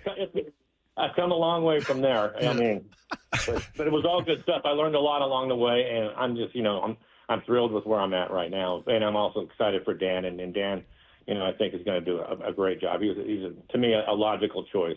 And probably good timing for him, right? Because that was the same thing for me. I mean, I was going to miss all the stuff that my kids were doing growing up. And I think Dan, his kids are a little bit older now. And so probably working out, timing wise for him, just perfect. Yeah. And that's something that we talked about on Friday when I was down on the field with them, and the guys were taking batting practice. And I just asked him, about all of that stuff. And he said, the kids are out of the house now. They're grown up. And he said that when he got the phone call, he goes, I just talked to Annie about it and what she thought, and it was a go. And so he was excited to do it. But you're right. The timing and where he's at in his life works out really well, which I think is important because it takes a lot of pressure off of you. You don't have to worry about what's going on at home all the time. And right. He's still going to obviously be involved with his family completely, but his kids are doing their thing right now, and I think the timing is good. So 31 games left, Mike. What do you think? Is it? I mean, obviously, mathematically, they've got more than enough to work with in order to get back into this. But it feels like when Houston loses, they lose. When Houston wins, they win. So it's been hard to gain any ground. It's 4.5. The bulge is 4.5 in the West, and they got a couple teams in front of them in the wild card and 6.5 back. So, what's your feeling about this team? And going on what we've seen to this point, is it realistic? I know they can, but is it realistic to expect a run from them? I would say this. I think that obviously because it's 4.5 as opposed to 6.5, 4.5, and you're looking at one team as opposed to a number of different teams. I think the division is something that they have to really look at and try to get to. So then the obvious thing for me was let's look at the schedule. Houston's got Philadelphia. That's going to be a big series. And obviously the Mariners have the Rays in town, and I think they have to win that series. But then all of a sudden the Mariners go out on the road, which is going to be a big road trip for them. They have 3 at the Angels, and they have 4 at the A's. And I think that's where they're going to be able to make up some ground. But I think they have to play extremely well on this next road trip to see where that goes, and we'll find out what happens when they get to St. Louis. But I think that those first 7 games are going to say a lot about what their season's going to end up being. I think one of my favorite plays was that throw that Leo Rivas made yesterday. That just amazing, running to his right and just kind of curving that ball in there. But what do you think about how well he's playing? Really well right now. Do you think does he stay on the roster when JP comes back? Oh, that's a great question. There's obviously other injuries that could possibly happen, so a lot can happen with that day. But I think that he probably will. And we'll see what happens from there, because the first thing they're going to do is when they bring JP back, and it's great to hear that he's out on his rehab and doing that thing, and hopefully he'll be on the plane headed to L.A. on Thursday for that series that starts on Friday. But I think, those are some decisions they're going to have to make. But Leo certainly has played well enough and earned a right to be on this club, and we'll see what kind of decision they end up making. But I think he deserves to be here, and he can. It's just not shortstop. He can play anywhere on the infield. And he certainly has hit enough. He's hit more than I think anybody expected him to. So we'll see. But he's a lot of fun to watch. And he's just played really well, and I think he deserves the opportunity. We'll see. Hey, what's your feeling about what you've seen from Julio since he's been back? I mean, he got back, I think August 11th, and, first game back was really rough, 5 strikeouts. But then he went on a bit of a hot streak, had a 6-game hitting streak, and since then he's scuffled a bit. Are you still seeing him compromise mechanically at all up at the plate? And I know he's playing out in the field, so they must feel good about him physically. But you see anything different in his swing or his approach that tells you, all right, he's compensating, or he doesn't look the way he normally would at the plate? Well, I think the one thing. No, I think first of all, I think he is healthy. And I said that the minute we see him in center field is when you know he's a full go. And I've seen him beat a couple ground balls out. I've seen him beat out a double play that helped pick up an RBI. Those kinds of things make the difference. So you know that he can cut it loose and not be concerned about that high ankle sprain. But the one thing that he was doing, and it took him a while to get there before he was hurt, he was really swinging the bat well, and he was hitting the ball in the air, and I think that's a great sign for him. And he's starting to do that now. He hit a double to right center. He hit a ball to center field up against the fence. Those are signs for me that he's starting to get it back on track. Hey, Brian, well, I thought it was kind of interesting. He said yesterday that going a little bit deeper into games kind of opened up a new part of his game, was his quote. And he lowered his ERA down to, close to 2. What have you been seeing from him? And that's kind of an interesting quote, I thought, from him, that, that going a little bit later kind of challenges him a little bit. I think that, as a player or a pitcher, you don't know until you go through it, Dave. And I think that goes for any athlete in any sport. You have to go through it to realize that, hey, I can actually do this. And for Brian, he's really special. He's got a special arm. He's got a gift that is different than a lot of other people. And I think that they were being really careful with him. He'd get around that 80-pitch mark, and that was going to be the end of it. The great thing about him is now that they're letting him go deeper, and he can go to 95 pitches if he wants to, probably even 100, they'll let him go there, is that he's so efficient because of the amount of strikes he throws. I mean, he throws a ton of strikes. He works ahead, and that's constant. And I think as long as he's not having a lot of pitches fouled off, he can work in the 7th inning. And he's gone into the 7th inning 5 games in a row. And I think now that he knows that he can do that, And the hardest part is when you get to that one point where you haven't gotten past that 80 pitch mark, and all of a sudden you look up and you go, oh, man, I'm at 87. Can you reach back and get more out of yourself to finish this thing off? And that's where he's at right now. And that's also something he's talked about. He needed to get there to find out that the stuff was still good enough, and it certainly has been. But he has a special arm. His fastball is unbelievable. I was talking about it yesterday. I said it must be nice to come to the ballpark and know that you can just go out of the mound and through the first time through the line do nothing but just let it eat. I mean, he's just ripping heaters in there, and the guys can't touch it. And then he starts to mix it up after that. And I feel like his slider and his changeup are coming around because he's starting to use that more, too. He was really high, 75%, I believe, fastball. And since the All-Star break, he's more like 62, 63, which I think is a good sign. So he's really learned a lot, but I think he's also gained a lot of confidence because he has gone through it. What's your feeling about Victor Robles at this point? He's played in 51 games for the Mariners. He's hitting 280 with a 340 on base in his time with the team. So he's definitely been a spark. We've talked about how animated he is throughout the game, whether it's out in the field or up at the plate. But scary situation the other night when he was trying to drop a bunt down and hit that finger. But just in terms of buying that, all right, this is who he is moving forward. He was a guy that didn't live up to his billing as a top prospect in baseball, comes here hot. They signed him to an extension, struggles a bit. Seemed like he was starting to find it after that. What's your feeling having seen him now for a bit of time? I love it. I think it's great. And the biggest reason why is because he can play every outfield position and be a plus outfielder, including center field. So if something happens to Julio or he just needs a day off, you can put him out there and not be worried about it at all because he covers a ton of ground. And he's a really good outfielder. He gets a good break on the ball. He just does everything well out in the field. I like the fact that when he got here and he was hot and he was getting on base, he was running. He showed his speed. He obviously dealt with some injuries. He had the hip problem and then had another hip when he crashed into a wall making a play and then the finger that you're talking about. But I think the one thing that I really like about him is he has his own little flair to the game, but more than anything, I like the fact that he's aggressive. And I think as long as he stays in that mode, he's going to be just fine and he will play well. And the other thing about it is, the one thing about him is he was such a high prospect. At one point, he was a higher prospect than Soto over at Washington, and that's a lot to deal with. And maybe the pressure of that and the learning curve that he had to go through is the reason why he stalled there, because you can see the talent. He's got a ton of talent. And maybe this freed him up just being in a different environment. And that's kind of what I've seen from him. And the other part about it, too, and I guess got a lot of credit for just telling him just be yourself and play the game the way that you want to play it, and he certainly does. Yeah, that same question, what you're seeing in Rosarina. He had kind of a little bit of a rough stretch, but, I think he was 1 for 10 there in the first couple games of that series. But then yesterday, really active. I mean, he got hit by a pitch, but stole a base, got a hit. What are you seeing from him? Yeah, he's been hit a couple times yesterday, and he wasn't happy about it at all. And I don't blame him. But I think the one thing for me, just watching him, he got over here, and he was really playing well. And I think that the one thing that I saw, he went through a stretch there where I don't think that he was necessarily recognizing pitches, what happens to hitters all the time, because I was watching him take so many pitches and like just automatic taking and trying to get into better counts as opposed to being aggressive. And I think that's the one thing that I saw over this weekend is he was starting to be a little bit more aggressive. I think he was relieved when he hit that double in left center field. He put his hands in the air yesterday when he had that base hit. So maybe he's taking off. I hope he is, because he's just so talented. And he could put some pop in that lineup.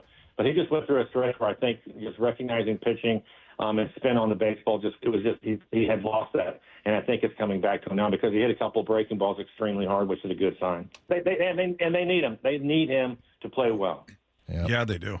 They don't have enough guys hitting well to have anybody tailing off that can produce, and he's definitely one of those guys. So, Mike, as always, great stuff. We appreciate it. Have a great rest of your week, and we will talk again next week. Sounds good, guys. Good talking to you. There you go. There's Mike Blowers with us each and every week. If you missed any part of that, you know what to do. Head to the podcast page at seattlesports.com. Click the podcast tab. Scroll down to our picture and click on that, and it'll be right there after the show waiting for you as it is each and every day. And don't forget, click subscribe. That's the key to everything. You never have to worry about it again. Coming up, there's only one man who could really turn being trapped in an elevator into a positive team-building experience. We'll talk about that next with Wyman and Bob. This is Seattle Sports on 710. Seattle Sports, your home for Bump and Stacy. Yeah, there were some good things that happened this weekend, man. Well, however you slice it, it's a brand new day here in Seattle. And so far, these guys have been off to a good start. Yeah, that's a really good point about, I don't know that we're ever going to see drastic changes in the way that one manager is over the other, most especially since Dan Wilson is just starting out. But you're right. The vibes did feel a bit different. It felt like a little bit of we're not a sinking ship right now. We've kind of been given a second chance. On Seattle Sports and 97.3 FM HD2. Well, you guys have heard me by now talk about my meeting with Anthony, the owner of Asset Roofing. And in that meeting, we talked about metal roofs and their popularity in the residential community, something I was completely unaware of. Certainly had seen metal roofs on industrial buildings, commercial buildings, but for residential homes, that was new to me. But he talked about how popular they are and why they're so popular. First of all, they've got almost twice the lifespan of a traditional roof, and they're more eco-friendly, and they can be made in any color to match your home. So it all made sense. And Asset Roofing, on top of that, is leading the local push in metal roofing, and they can even offer metal roofs for up to a 30% discount over their competitors. And I'll tell you how. Asset Roofing cuts each metal panel in-house. Everything they do it right there at their headquarters. It's not being shipped in from out of state or out of the country where it's prefabricated. They do it custom to each job right there. So in turn, they can do it faster and they can do it cheaper and saves you, the customer, a lot of money. So if you're redoing your roof this year, check out Asset Roofing. Just get a quote on a metal roof. Asset Roofing is somebody I've worked with because they're honest, they do amazing work, and they prioritize safety within their work culture. And their owner, Anthony, founded Asset Roofing to bring value to homeowners like you, making a big investment in their home. So you're either hiring a liability or you're hiring an asset. Head to assetroofingco.com. That's assetroofingco.com. For over 111 years, Pacific Lamp and Supply Company has been your #1 lighting specialist in Washington. From the Space Needle in Seattle and now all the way to the Riverwalk in Spokane. With the largest lighting inventory in Washington, Pacific Lamp's knowledgeable and experienced staff can assist you with any lighting issue, as well as help with intricate lighting and control designs. Plus, they work with all utilities in Washington to get you the best available lighting rebates. Pacific Lamp and Supply Company, Washington's lighting expert since 1912. Visit pacificlamp.com. Why choose a Sleep Number smart bed? Can I make my side softer? Can I make my side firmer whenever I want? Can we sleep cooler? Sleep Number does that. Cools up to 8 times faster and lets you choose your ideal comfort on either side. 94% of Sleep Number smart sleepers report better sleep. And now, during our biggest sale of the year, save 50% on the Sleep Number limited edition smart bed. Plus free home delivery on select smart beds when you add any base. Ends Labor Day. To find a store near you, visit sleepnumber.com.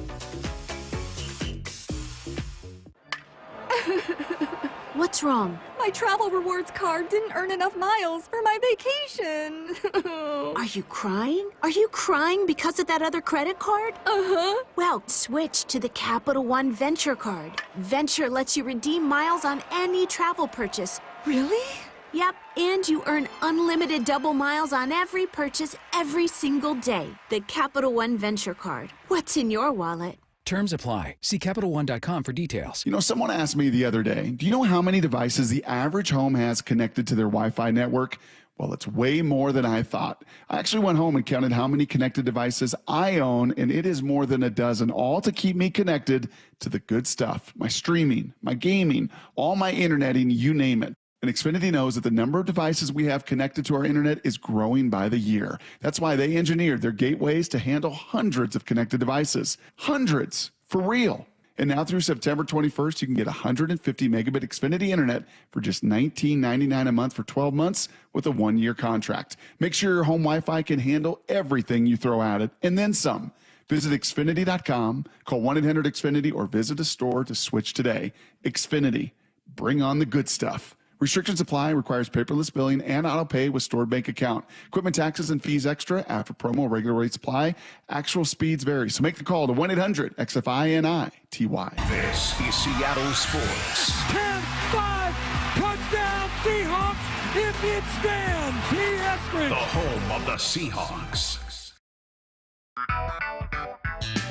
Big Trees is Washington's premier tree sales and transplant company. With over 30 years of experience, Big Trees provides trees of all sizes for residential and commercial projects. Our 30-acre nursery features thousands of trees and hundreds of varieties that thrive in our Pacific Northwest climate. For hours, directions, and to see our wide selection of trees, visit BigTreeSupply.com. Beauty, privacy, instantly. Big Trees. Having quality care matters. So, let's talk about it. Nobody likes not feeling their best, but it's comforting to know top local doctors are nearby when you need one. Optum Care Washington is here with exceptional primary and specialty care, from OBGYN and family medicine to urology and gastroenterology. We also accept most Medicare Advantage plans. Plus, with over 45 Puget Sound locations, Optum offers peace of mind close to school, work, and home. Discover all the ways Optum is here for you at yourhealthwa.com. Carl was a very safe cyclist. He was just a man who was trying to stay healthy. I was riding along and I could see very well, but I didn't see something in front of me, and I flipped over the top and I landed on the back of my neck and ended up breaking my neck. After his accident, we moved to Spokane because we physically could not get him into our house. Our daughter-in-law arranged for us to meet with 3 different law firms, and the Davis Law Group was the clear choice.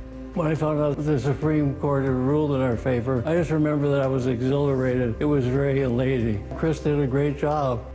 Settling the case when we did, it means that we don't have to worry about stretching every single dollar. We always felt that they were going above and beyond. Learn more about Carl's story at dlgstories.com/Carl. From the Quantum Fiber Studio, you're listening to Wyman and Bob. Weekdays 2 to 7 on Seattle Sports and 97.3 FM HD2.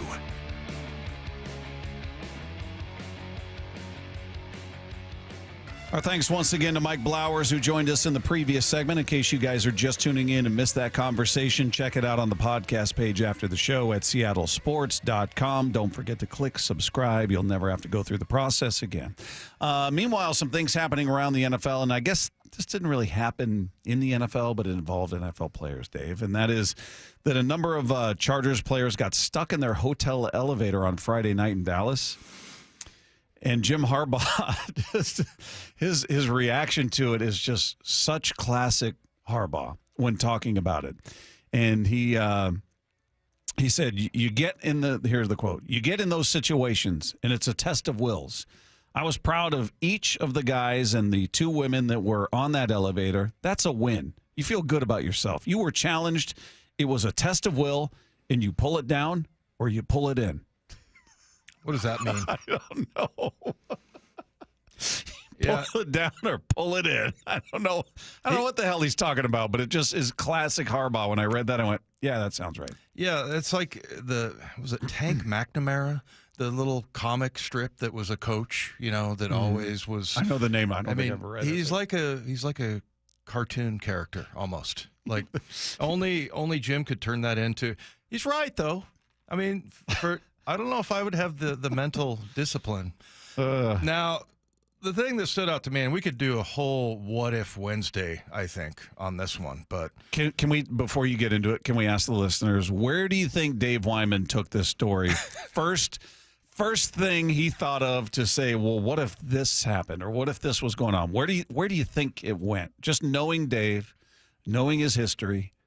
Where would you say? Which direction did he go with the idea of being trapped in an elevator? And maybe his first and most primary concern was what? 866-979-3776, powered by Mac and Jack's Brewing Company. Go ahead. Well, first of all, I would not be like Justin Herbert and have an entirely dry shirt. I don't think. I'm not sure if I would get claustrophobic or not. But with a bunch of people, well, Harbaugh's quote on that, he said, "And it was hot as each person came off the elevator, sweating. Some had the shirt off. Justin Herbert, his hair was a little wet, but his shirt was completely dry. That was another thing that blew me away." Yeah. Well, and I don't know if you're claustrophobic or when you get. Later on in your years, you sometimes have to go to the bathroom unexpectedly. So what if that happens? I mean, that is, to me, I mean, it's sort of horrifying. I mean, just think it through. That's all I'll say.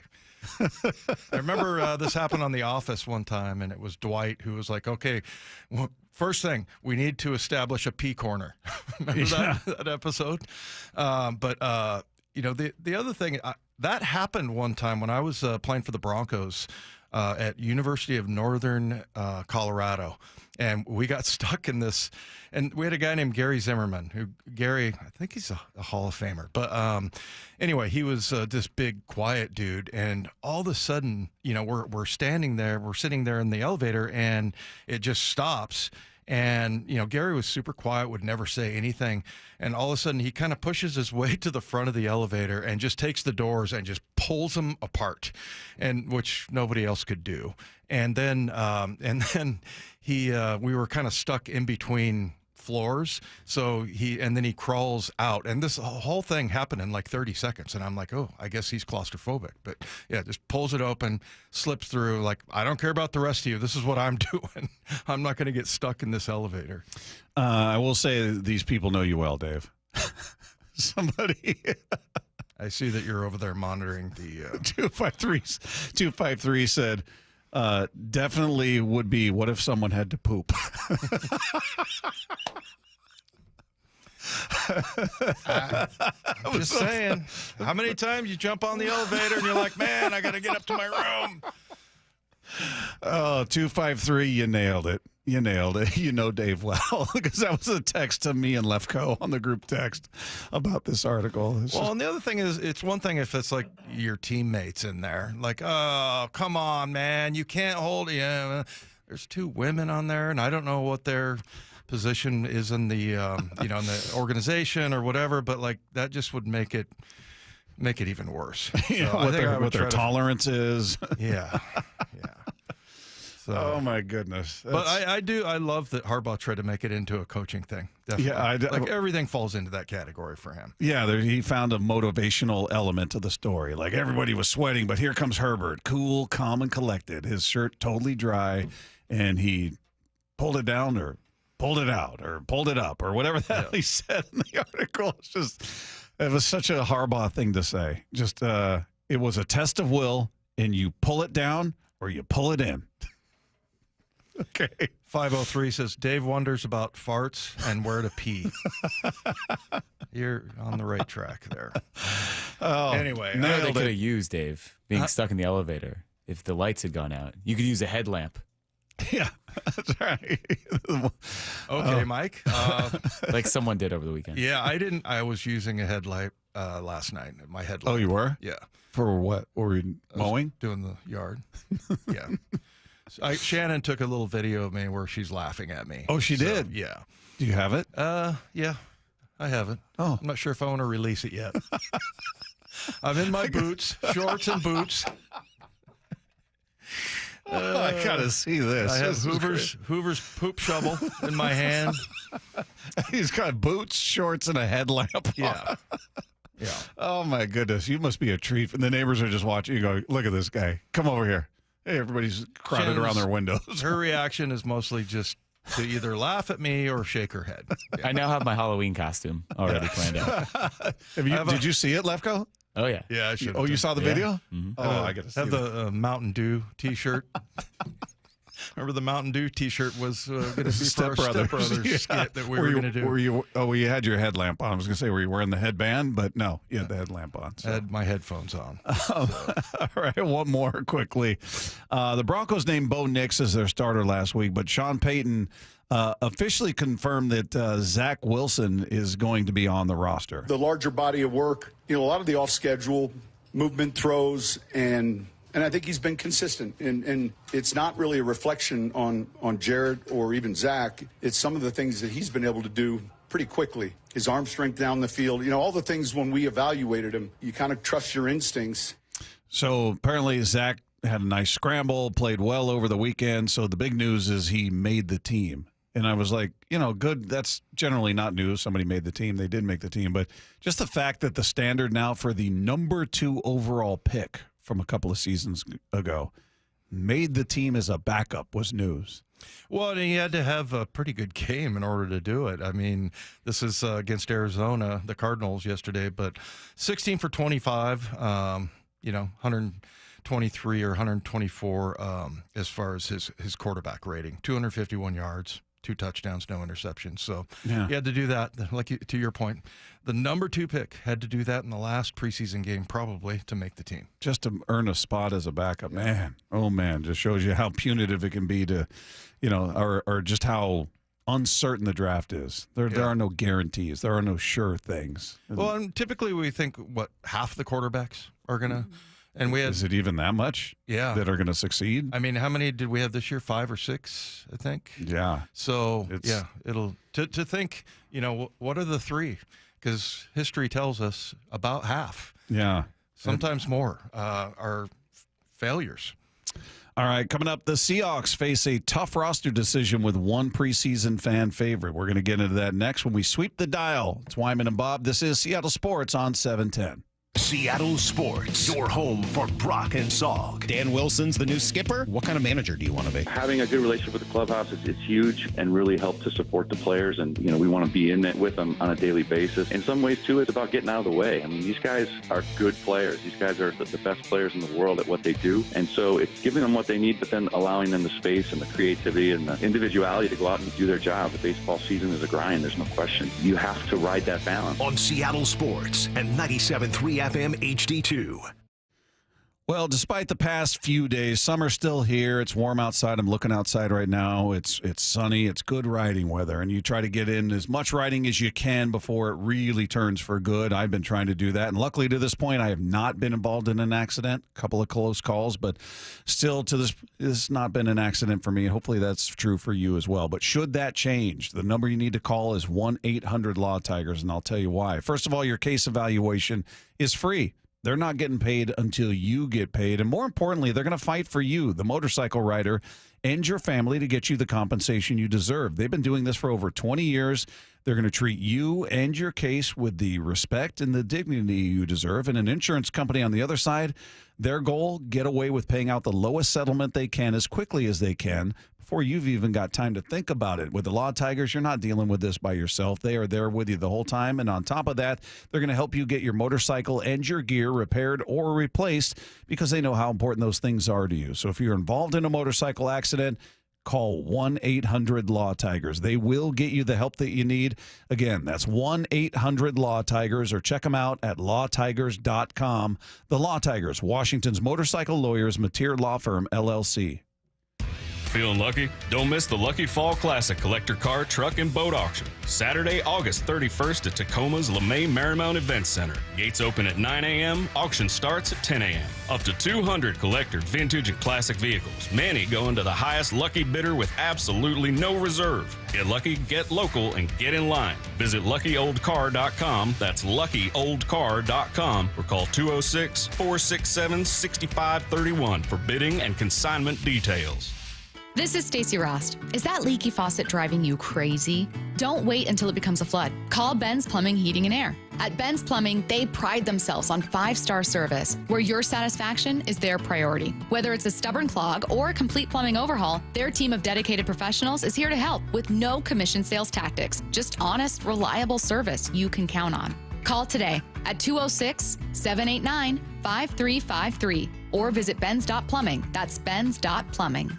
We all hear the radio ads about the IRS. They tell you to be afraid, to be scared, and they try to frighten you into calling. I'm not here to do that. Tax Relief Advocates is different. TRA is here to tell you that if you owe money to the IRS, whether it's $5,000, $50,000, or $500,000, we have a solution. It doesn't matter if you're sitting in your car, at work, or with your kids. No matter where you are, call now. 800-575-6759. Don't lose hope. TRA can eliminate or reduce what you owe to the IRS. Generous programs are now available that can give you a fresh start. Our passion is taxes and helping individuals fix their IRS problems. We have over 1,000 5-star reviews on Google and an A+ with the Better Business Bureau. You don't need to be afraid of the IRS any longer. End your tax nightmare today by visiting us online at TRA.com or call 800-575-6759. That's 800-575-6759. Tax Stress Relief Advocates, real solutions for real people. Did you know about the Senior Farmers Market Nutrition Program? You can get an $80 benefit card to spend at local farmers markets. Use it to buy seasonal fruits, vegetables, and honey. Just bring your new SFMNP card with you when you shop. When you make a purchase, the grower will scan your card. Then you'll confirm the purchase with your PIN. You're all set. Enjoy those tomatoes. Thank you, I will. Find participating markets, local contacts, and more info at seniorfmnp.com. That's seniorfmnp.com. We are Seattle Sports. Brian Wu once again dominating on his home mound. The home of the Mariners. This is the day of the big sale at your gift shop. Welcome in. So this isn't just a big day for your business. It's a big day for the network keeping it all connected. That is, if it can handle the pressure. Next in line, please. So is it possible to get business internet you can really count on? It is. With 99.9% network reliability from Comcast Business. It's like this neat little bow. Do you like that gift wrap? Really ties it all together. Reliable internet for your business. It's not just possible. It's happening.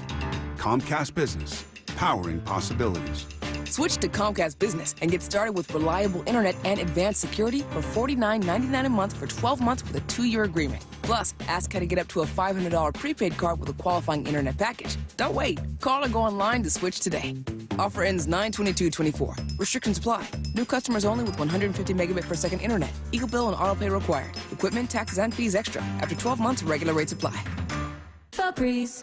So my home is also my office. And before I can focus, every room's gotta be clean. That means tidying up, then spraying my Febreze Air Mist. Ooh, that's fresh. Febreze Air Mist scents are all high quality. They fight any weird funk, and they give my air an instant boost of freshness. So not only does my home smell good, I feel good too. After I Febreze, it's time to start my day. Breathe happy, Febreze. La la la la la. Right now at Wendy's, you can get a small Frosty for $1. And literally everyone is going. The car behind you, going to get a $1 Frosty. The car ahead of you, already had one, going for a second. The person who cut you off earlier, you guessed it, $1 Frosty. Maybe it's all a sign for you to go get one. Just don't cut anyone off. No one likes that person. The iconic Frosty for $1, gotta be Wendy's. Limited time only at participating U.S. Wendy's. Not valid in a combo. Prices may be higher in Alaska, Hawaii, California, and via third-party delivery. Scanning the airwaves for the most interesting and entertaining stories of the day. Sweeping the dial. Every afternoon at 4:45 with Wyman and Bob. Well, Leo Rivas. I'm still laughing at Dave. I can't focus. Your headlamp. It haunts me right now. But Leo Rivas, that's his name. He had to walk don't off. blame it on me, Lefko. I know. I can't speak. Speaking stuff. Leo Rivas, though, he had the game-winning hit on Friday, and afterwards, I didn't realize it had been this long. He reflected on his long journey to Major League Baseball after delivering that hit. It's a long story, man. It's been 9 years that I'm trying to make my debut. Thank God they gave me the opportunity this year, and I haven't, I gotta take every day like the first day. I gotta just keep grinding.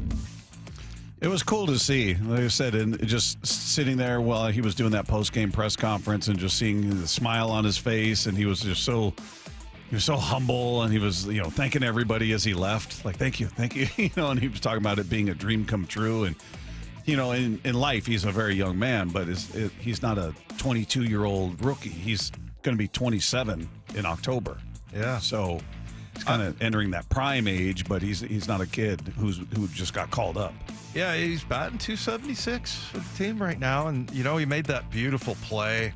I loved watching that play where the ball seemingly bends, as he throws it to first base, and what a great play. But the other thing about him, I love the little guys.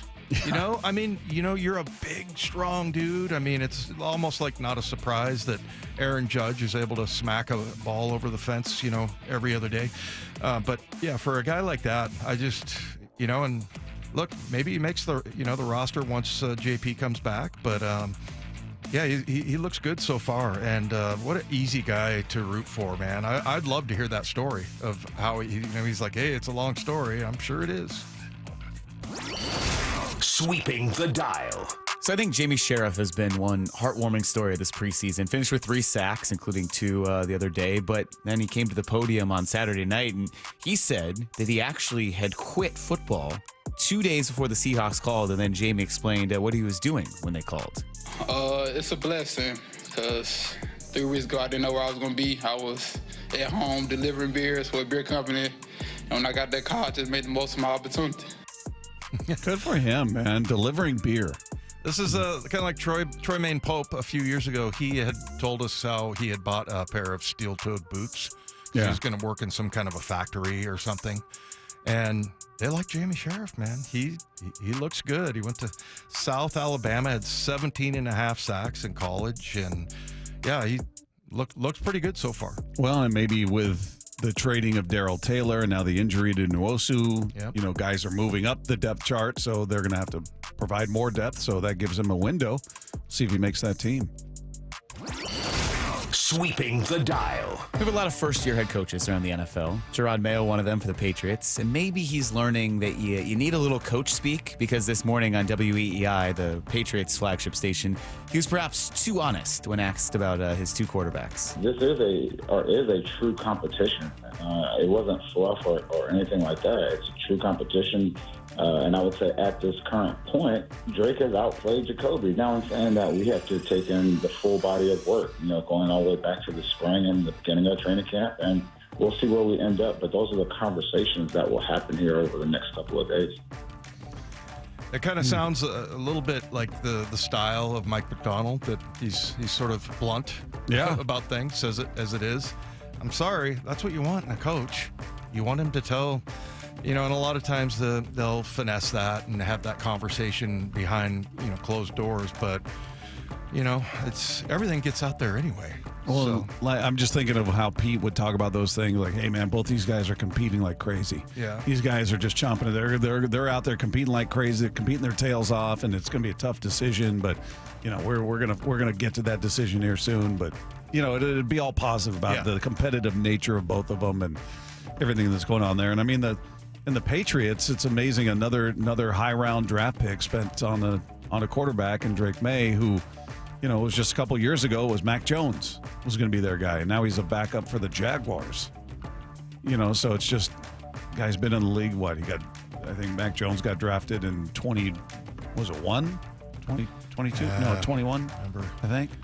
Yeah, and I kind of grew up in the sort of more Pete Carroll type of, environment, like that kind of coach. Chuck Knox, was always, hey, that's on me and my assistant coach is this and that. But also when you got behind closed doors and he ripped you, it's almost like I wished he'd done it in the media instead of face to face with me, because that was worse actually. The face to face was. Chuck was not like, I never even, like, if you asked me how big was Chuck, like what were his dimensions? Was he 5'10"? Was he 6'5"? I couldn't tell you. He just seemed big. He was so intimidating, and those eyes, those blue eyes. I remember that. I remember his eyes were blue because I looked him in the eye a few times, and I couldn't tell you, but he seemed like he was like 7 feet tall and 400 pounds because it was just his presence, his demeanor. He had an amazing presence. He really did, and I would say a little bit about Mike Holmgren that way too. But Mike's he's a big dude, huge.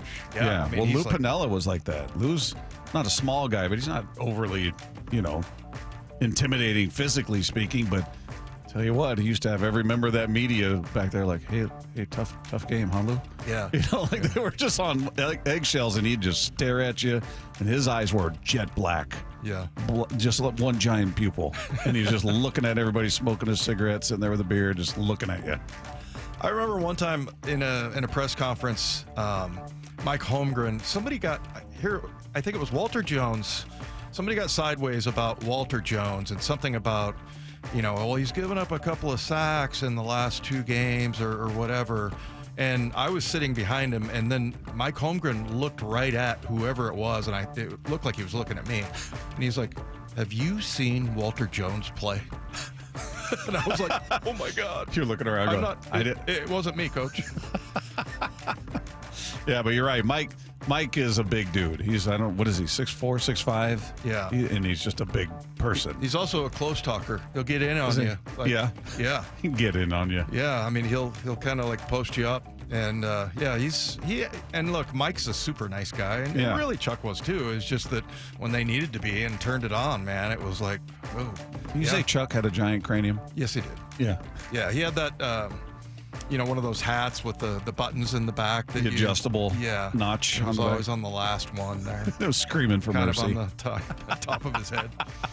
All right, coming up, what does the Seahawks 53-man roster look like tomorrow? We're going to get a little prediction from Bob Koto, who's already gone through the process. We'll talk about the piece he wrote and get his take on this roster. Coming up next with Wyman and Bob, this is Seattle Sports on 710.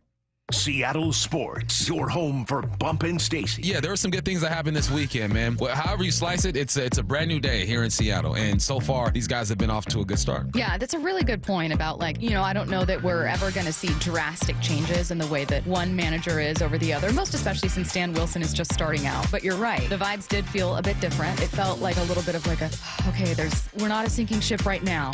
We've kind of been given a second chance. On Seattle Sports and 97.3 FM HD2. Hey, Brock Heward here, and I have had my share of sports injuries, and I know a little bit about pain. Well, that's what football will do to you from head to toe. But you don't have to play professional sports to know what I'm talking about. Painful joints from arthritis can affect anyone and make it hard to do pretty much anything. Well, that's where my friend, Dr. Daniel Nelson from Eastside Pain and Regenerative Medicine comes into play. He has seen so many patients through the years suffering from chronic joint pain caused by arthritis. So don't let pain stop you from your quality of life. Don't let pain stop you from enjoying life. Consider Dr. Nelson the only doctor with over 30 years of experience in pain medicine techniques, including stem cell therapy. It's a non-surgical solution to pain using your own stem cells. That's right, your own stem cells and platelet-rich plasma to harness your own body's healing potential. Consider stem cell therapy with Dr. Daniel Nelson, MD at 425-823-4000 or visit danielnelsonmd.com. That's danielnelsonmd.com. The Puget Sound Boys and Girls Club means a safe place for our kids to grow, to have fun, to build relationships, and become themselves. Because of partners like Boeing, we're able to do a lot. It's super exciting for our kids to know that Boeing volunteers are here to help them, to have fun with them, to create good experiences. It provides a brighter lens for their future. The Cult, live at Muckleshoot Casino Resort, September 23rd. Gather your cult crew for one of the best live music events in Washington this year. The Cult takes the stage at Muckleshoot Event Center, Monday, September 23rd. Get tickets now at muckleshootcasino.com. Free consultations, no fee guarantees, 5-star reviews. J.P. Pendergast with Pendergast Law explains the importance of going beyond these familiar offerings. Accident victims want an attorney, Tom, that satisfies their needs. Someone who handles those needs with the highest degree of care. Pendergast Law offers the no-fee guarantees and free consultations, but these only scratch the surface. Okay, explain more. We make sure that every member of our team is genuinely passionate about helping others. Customer service and communication are our top priority. It's how we take care of our clients so they always feel one step ahead of the insurance companies. Our strong reputation for high standards provides comfort and confidence when it's needed most. Pendergast Law offers the free consultations, the no-fee guarantees, and, of course, they are 5-star rated. But what really makes them different is their genuine passion for helping others. I can't recommend them enough. If you or a loved one has been injured in a car accident, call Pendergast Law. We can help. That's PendergastLaw.com. Guys, did you know your testosterone level impacts your energy, libido, sleep, weight, hair loss, mood, and even ED? And right now, Revive Men's Health Seattle will check your testosterone for free. They've helped thousands of men since 2011 feel and perform better. They're so confident they can help you, they even guarantee it. Schedule your free testosterone test, exam, and consultation today. Call 206-529-1111. That's 206-529-1111. Or visit ReviveMen'sHealth.com. Are you curious about who offers the best deals on top-rated Samsung, LG, and Sony TVs? The answer is surprising. It's not online. and it's not the warehouse clubs. The best deals on top-rated TVs are at Video Only. Don't believe it? Then check out the trade-in deals at Video Only. How about $500 for your old TV? Try doing that online. Before you buy that new TV, drop into Video Only. If you don't, you'll be sorry. Whether you're tinkering in your garage or tackling big projects, if you know the value of working with your hands, you know Harbor Freight. And you can be confident knowing that at Harbor Freight, you can get quality tools at prices that work just as hard as you do. Because the only thing more satisfying than a job well done is a job well done, well under budget. Whatever you do, do it for less at Harbor Freight. You can host the best backyard barbecue when you find a professional on Angie to make your backyard the best around. Connect with skilled professionals to get all your home projects done well. Inside to outside, repairs to renovations. Get started on the Angie app or visit Angie.com today. You can do this when you Angie that. Rojas is around third. He slides across. What is going on in the 8th inning? The Mariners have tied it up. You're listening to 710 KIRO AM Seattle and KIRO FM HD2 Tacoma, the home of the Mariners. Seattle Sports Snapshot. Well, the Green Bay Packers have added to their roster. They have found a backup to Jordan Love. Today they traded a 2025 7th-round draft pick to the Tennessee Titans for quarterback Malik Willis, who was a third-round pick and will now be a backup to Jordan Love. So he has moved on to a different situation. Meanwhile, taking a look at your baseball scoreboard games going on right now, you've got the Cubs ahead up on the Pirates 3-2, that game in the top of the 5th inning. Meanwhile, in the headed to the bottom of the 5th, unfortunately, the Astros out to a 2-0 lead over the Phillies. It's the Royals up 5-4 on the Guardians in Cleveland. That one headed to the bottom of the 5th. Top of the 5th in Washington, Yankees up 2-0 on the Nationals. Blue Jays trailing the Red Sox 1-0 in the bottom of the 3rd. Bottom of the 1st, Braves up 4-0 on the Twins. And in the bottom of the 1st in St. Louis, it's the Padres up on the Cardinals 2-0. Snapshot, brought to you by Miller Lite. When it's game time, it's Miller time.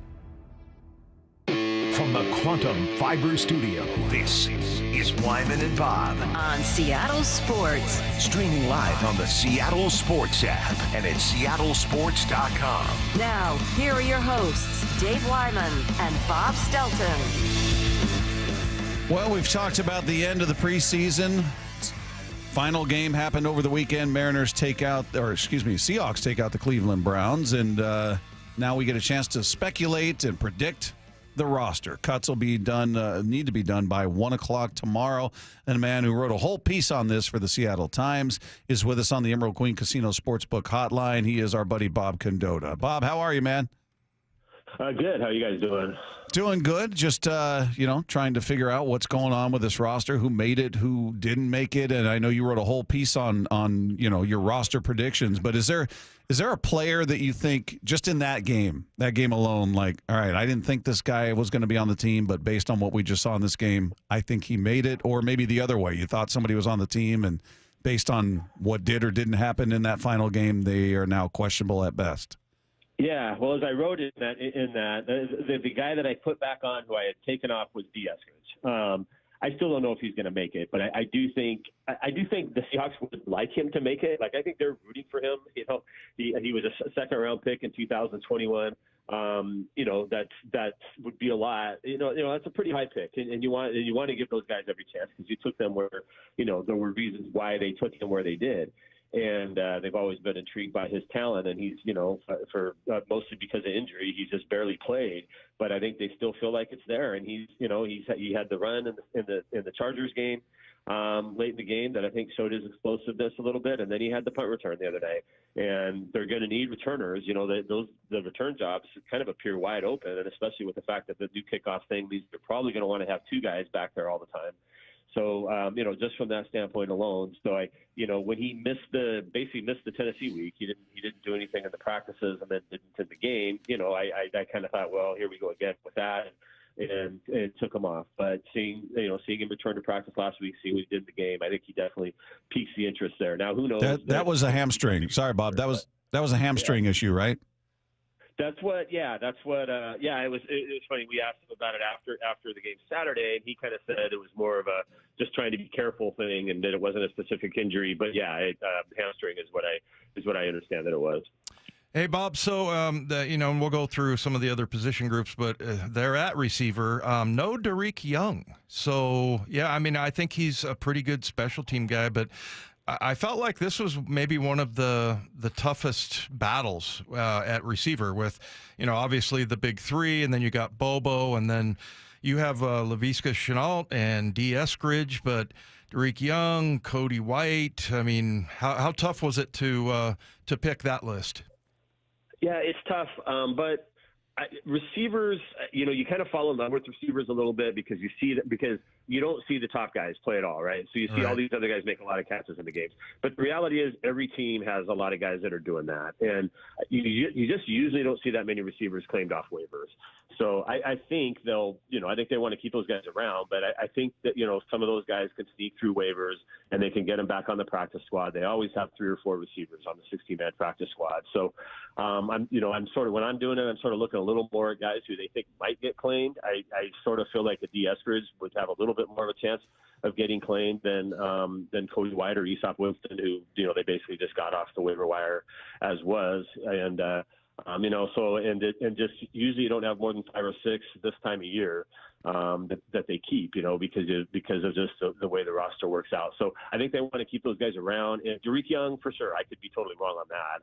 He does have a lot of kind of other special teams roles that I know the team really values. But I do just think, again, because the return thing could be more important this year than it's been in the past. Both Eskridge and Shenault kind of look like your top 2 receivers or your top 2 returners who can also help you in the receiving game a little bit. So that's why I went that way. Yeah.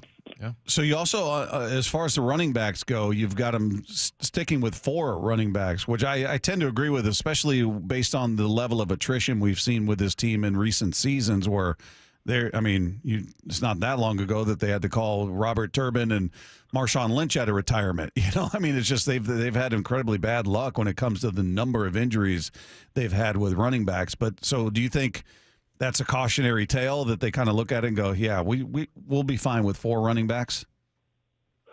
Yeah, I don't think you'd keep more than 4. They've almost never done that this right. year. They've kind of had 5 in name because of Nick Ballore the last few years. Yeah. Because if you classified him as a running back, fullback, but yeah, I think that's what they'll go with. I think Kenny McIntosh, to me, I always sort of thought he was on, and then I think he's really proven it the way he's played. And it's funny, we talked to him sort of before the preseason games, and before he kind of said that. I feel like I'm a lot better when it's game time and the lights go on and things like that. And I think he sort of proved that. So I think some people went to some of the camps and open practices and maybe didn't see him do a lot, but he really sort of, I think, kind of proved the playmaking ability he has in what he did in the preseason games. And then George Holani is obviously a really interesting guy. Again, you want your right. The way, special teams, you always need to have some of the young guys at some of these other positions who do a lot of that, because you're not going to get any, Kenneth Walker and Zach Charbonnet aren't going to do special teams. But George Holani has looked like he's a guy that they would trust on a lot of special teams. And then is a guy who I think they feel like would be good enough if he had to play some at running back. And then just there's the financial reality. They did guarantee $100,000 of his salary for this year. So that indicates one way or the other, they anticipate him being a member of the team, either on the 53 or on the practice squad. But, he might be a guy who did just enough that they don't want to risk losing him at the initial cutdown via waivers. Bob, I don't know if you were listening to the big show on Friday, but we had Divish on, and you can only imagine That's always a mistake. Yeah. He said that was a mistake. It's good to see they have the same sense of humor towards each other, unsolicited here. Yeah. Well, you'll have to ask him about the comments. No, he told me. Yeah, he apologized in advance. So, yeah. Yeah. Well, I mean, we've got the audio if you would like to hear what he said. That's okay. No, we need to talk to you. Your listeners would probably care more about that. Well, we can tell that you guys are good friends. We'll put it that way. Hey, defensive line, you got Leonard Williams, Byron Murphy, Jay Reed, Jonathan Hankins, Mike Morris, and Miles Adams. Miles Adams has been, kind of quiet in the preseason, but yeah, I understand he's been doing some good things. I think him and then Mike Morris is kind of an interesting player too. I'm not really sure where I am with them, but with those two players, like what have you heard from Schneider and some of the coaches? Yeah, so Adams has been hurt and didn't play in the preseason game, and I had that was a hard one for me whether to keep him on there or not, and he has been a guy that they've been able to keep on the practice squad the last few years and kind of have up and down. So I could easily see them just trying to do that with him again, and already kind of some of the seeing what they did today with what they may have to do with Muso and their defensive front might the numbers and what they want to do with that might look a little bit different, but I just kind of looking at the numbers, it felt like that's usually about how many they keep, and he seemed like the next obvious guy. But Mike Morris, yeah, I think he's really intriguing, and I think he played a lot in the game the other night, and sometimes that could be a bad thing if you're playing a lot. But I think in his case, because he just didn't play much at all last year, I think they wanted to get him out there and get him some experience like that. And he's another guy. I think a lot of these decisions I think do sometimes come down to, do we think this guy would get claimed by another team, or, is he somebody that we can easily kind of get through waivers and re-sign? And I think Mike Morris would be just intriguing enough and at kind of a position that everybody always needs linemen that you might lose him. So that was sort of why I sided with him there. And, he might be a guy that, you're always going to have your 5 or 6 inactive on game day. Maybe he's a guy that maybe doesn't play a lot, and that's where I kind of sided with Miles Adams, because he has played a lot more, and maybe he'd be the guy that you would trust a little bit more right off the bat anyway, as kind of that fifth defensive lineman in there on game day. But it will be interesting to see how that unfolds for sure. But I do think Morris is an intriguing guy, and it's funny. I think everybody remembers maybe the play in the Chargers when he had to when he kind of dropped back in coverage and had to do pass defense. And my understanding is they had sort of forgotten that he was in the game there, and so that play was called with someone else, thinking someone else was going to have to be covering that guy out of the back, and so Morris sort of got an unexpected chance to kind of show off that he could do that. There for him a little bit. So I think they were impressed that he was able to on the fly, hear that call and do it correctly when it wasn't really something he was supposed to be being asked to do there. So I do just think, I think everything that he can do, I do think he remains an intriguing guy to them. One of the things you addressed in your article, and you just brought up Uchenna and his injury, and you talked about it here, is that it potentially opens the door for Jamie Sheriff, a guy Dave and I were just talking about, and heard a soundbite from him talking about, when he'd basically quit football a couple of days before he got the call. He was delivering beer, and now he's popped pretty well in his opportunities out there. And I'm wondering, you think because Uchenna is going to start the year injured on the injured list, so that opens the door for him. But do you think, had that not happened, would he be a guy they'd try to sneak through and get on the practice squad? Would he have made the roster? What do you think with Sheriff? Yeah, well, I think the trade they made today might again make it that he would more likely be a guy they try to sneak through. I still just think that as impressive as he was, he did a lot of that kind of in late in games, against other guys who are also just sort of on the bubble. I mean, Cleveland ruled out 33 guys or whatever it was before the game even started, and then they did sort of play some of the few frontline guys they had out there for a series or two, but then they got him out of there. So I just think that context, I think they consider that maybe a little more than sometimes than we do on the outside, where you just see the plays at the time. So I think he's a guy they like a lot and has opened their eyes. I'd still be surprised if he made the 53. And I do think that the trade today that they made, for essentially a guy at the exact same position, I think sort of showed they wanted to get somebody who's got a little more experience and a track record there to help fill in the depth there. Well, Bob, you've been out there for every practice and listened to everything Mike McDonald has said. And I've said this before. I feel like he is, if he could coach one position, it would be the inside linebackers. Like that's really important to the defense and to him. And, we saw Terrell Dodson actually almost got a pick the other day. Actually, probably should have caught that, but he looks good. We haven't seen Jerome Baker at all, but when you hear Mike McDonald talk about the inside backers, do you hear kind of some urgency or maybe some questions there that, I feel like he would like to have that settled and have seen Jerome Baker in the preseason. Yeah, I agree. I think that's suboptimal that they haven't seen him. I think what they do feel confident, though, is he's played a lot. I mean, he's a 7-year veteran, 3 straight years leading the Miami Dolphins in tackles. So, it's not a rookie that you'd worry about making that transition to the league or whatever. It's just sort of getting his, football legs under him quickly. And, and he's a smart guy that's always been portrayed as picks up the offenses really well. I mean, he's been a guy who's kind of been a green dot guy, helping call the plays before. So, I think he's got a lot of that work behind the scenes. They always have the walkthroughs they do separate from what we see out on the field, and I think he's been doing a lot of that. So, I think as long as he's healthy, I think they're not super worried about that, and I think they think he will be healthy week 1. And then Dodson, Dodson I think was a little bit more of a guy they did want to see play some because his whole MO basically is he kind of raised a lot of eyebrows by essentially just playing 10 games last year with Buffalo, which is all he's really played. I think he has like 15 career starts or whatever, with the other 5 kind of spread out his first few years, but. And they're throwing a lot on his play because he is going to be the green dot guy in the middle there. So I think they felt like of the 2, he was the guy they would have wanted to get more reps and get some game action and things like that, running what they run. But you're right. Yeah, that is McDonald's thing.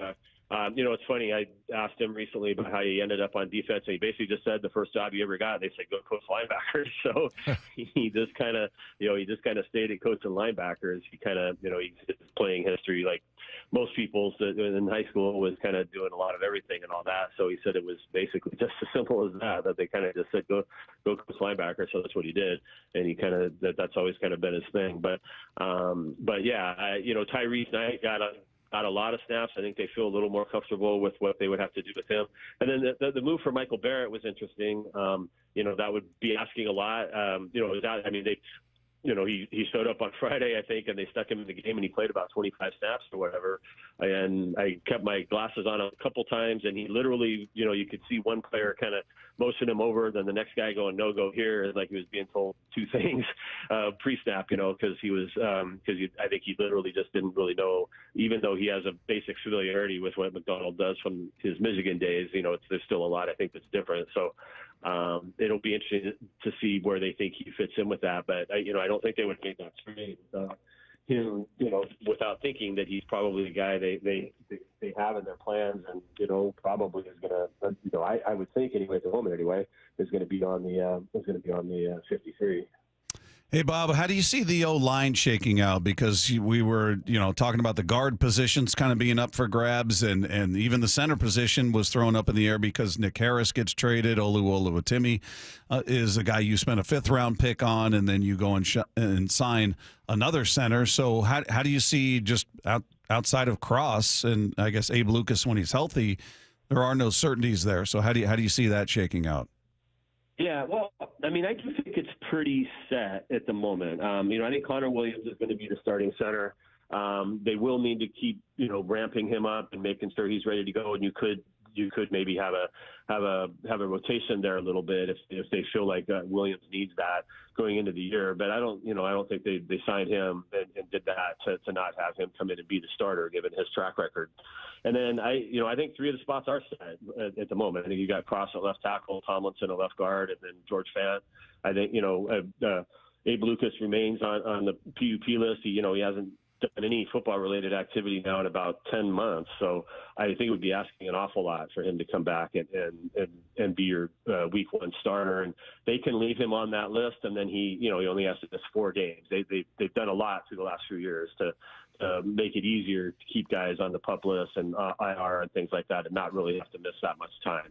So he could stay on that list, and then he could come back after 4 games. So it would not surprise me if that happens, because we haven't seen him do anything yet. So that might be a way to kind of ease some of these other roster issues. But I feel like the George Fant signing has been kind of underrated. I mean, that's a guy who's played a lot of football, and I think he has like 72 starts. So that's a much better fallback option than they had last year when Lucas got hurt. And then the big question is sort of the right guard spot between Bradford and Haynes. But I think Anthony Bradford starting that game at right guard the other night, that was their first team offense they put out there. I think that pretty much, McDonald said after the game they hadn't made the decision, but I think Bradford playing right guard, I think pretty much told you what you need to see there. But Kristen Haynes is going to be a big part of this team's future, and that's another spot where I could see them do some rotating and try to get Haynes some snaps in the games. But I think to start out, week 1, play 1, I think Anthony Bradford will be at right guard. Well, Bob, this is a high pressure question here, but that's why they pay you the big bucks. Who is one player that you thought had was the hero, is what we called it, the hero of the preseason? I had Kenny McIntosh. I feel like that's probably a pretty popular pick, but who do you think made the best case for themselves? Yeah, you're right. I mean, McIntosh would probably be the guy as well, of a guy, they did want to see some things from, and then he did do those things. I mean, I think he played pretty well in all 3 games. The other guy, I mean, Byron Murphy, I thought when he had to play, when he played, and it was interesting that he barely played the other night. They basically just gave him the same starter treatment they did all the rest of the starters in terms of playing time the other night. So, kind of shows where he is and things. Not that that's a surprise. He's a first-round pick, so everybody knows he's going to have a big role. But I think he did kind of, in general, live up to what are really lofty expectations. Not just in the games, but also in the practices. Which unfortunately, a lot of fans obviously didn't get to see those. But I think they judged an awful lot of what they're going to do on those practices as well. What they did in the 2 days against Tennessee, where guys went a lot against other starters in one-on-one drills and in team drills and all that. And so I think just from I don't know, he's not an under the radar guy, I guess, but another sort of under the radar guy maybe I'd mention real fast is Kobe Bryant. I think he obviously made some plays in some of the games, and I think with Rayshon Jenkins, we don't know for sure where he's going to be in things, but I think Kobe Bryant sort of is assured a roster spot right now with Artie Burns' injury as well. Kobe's sort of the guy who could back up at nickel, he could back up at safety, and suddenly they might need that with the injuries to those 2 guys, and it being sort of unclear if they're going to be available week 1. So, and I think he kind of, by staying healthy and unlike last year when he was kind of battling a couple different toe injuries the whole year, but he's been, fully healthy and out there and making some plays in the game. So I think he's a guy who kind of re-solidified himself a little bit with this team. Bob Koto of the Seattle Times has been our guest here. Bob, as always, we appreciate the time. Thanks so much, man. Okay. All right. Thanks a lot, you guys. There you go. Again, Bob Koto of the Seattle Times. If you guys missed any part of that conversation, you'll be able to find it on the podcast page at seattlesports.com. Click the podcast tab. Scroll down to our picture. Click on that. It'll be right there waiting for you. Or you can read his work at seattletimes.com, his projection of the 53-man roster. Yeah, it's he was like, maybe I shouldn't have made this one or that one, but that's a tough thing to do. You don't really know exactly what they're thinking. And you know what? He also he's a better friend than Divish is, because he didn't take a retaliatory comment or shot or anything like that. He didn't even want to hear it. He didn't want to hear the audio of the crime. Yeah. So Matt was eager. He goes, I got the audio if you want to play it. Let's have it. I look in the mirror, I was like, I'll just punch myself in the face. But I look older and older. I mean, I'm starting to feel like Koto looks, and that's not good. Oh, I mean, my hair, I'm going to just start wearing a hoodie and cargo shorts and Tevas, yeah. Wow. Just came out swinging. Poor Bob. It had nothing to do with anything. He's taking shots. Hey, the Mariners are hosting the Rays tonight, and the T-Mobile Park roof will be, I don't know what it's going to do, man. I think it's supposed to rain a little bit later. Maybe it's going to start open, then close later, but I guess I'll go with closed. How about that? That's the Roof Report presented by State Roofing. So I like the other one you made. You can never be wrong. Which one was that? It might be closed and then open later, or open and then closed later. I think it starts open and then closes later. That's what I'm going with. All right, that's going to do it for us. You got Mariners and the Rays coming up, game one of that series. Bryce Miller on the hill for the M's. Want to thank our guests today, Ryan Roland-Smith, Mike Blowers, and Bob Condota. If you missed any part of today's show, you know where to find it. Head to seattlesports.com, click the podcast tab, scroll down to our picture and click on that. And it's right there waiting for you each and every night after the show. Click subscribe. We're going to talk to you tomorrow right here with Wyman and Bob, Seattle Sports on 710. Seattle Sports, your home for Brock and Salk. We had the penalty on the third down, which is a little bit of the theme of the night, which is something that we need to clean up moving forward. Isn't it weird to hear a coach recognize that penalties might be a problem? 9 of them for 85 yards? Yeah, that's a big problem. It's weird to hear someone actually say it, though. Yes. There were penalties, whatever, I don't care. Yeah, that jumping off sides for free first down? Yeah, that's a problem. That's actually an issue? Oh, you mean the unsportsmanlike after you get off the field and give them another first down? Yeah, that's a problem. Yeah. That's a problem. Go figure. On Seattle Sports and 97.3 FM HD2. Got neighbors? Big Trees can help. This is Nancy Penrose, owner of Big Trees in Snohomish. If you've been considering planting trees to add privacy, look no further than Big Trees. Privacy trees fill in empty spaces, help to define property lines, and add curb appeal. Learn more about Big Trees' big supply of privacy trees at bigtreesupply.com. Beauty, privacy, instantly. Big Trees. It's a summer smackdown at Muckleshoot Event Center.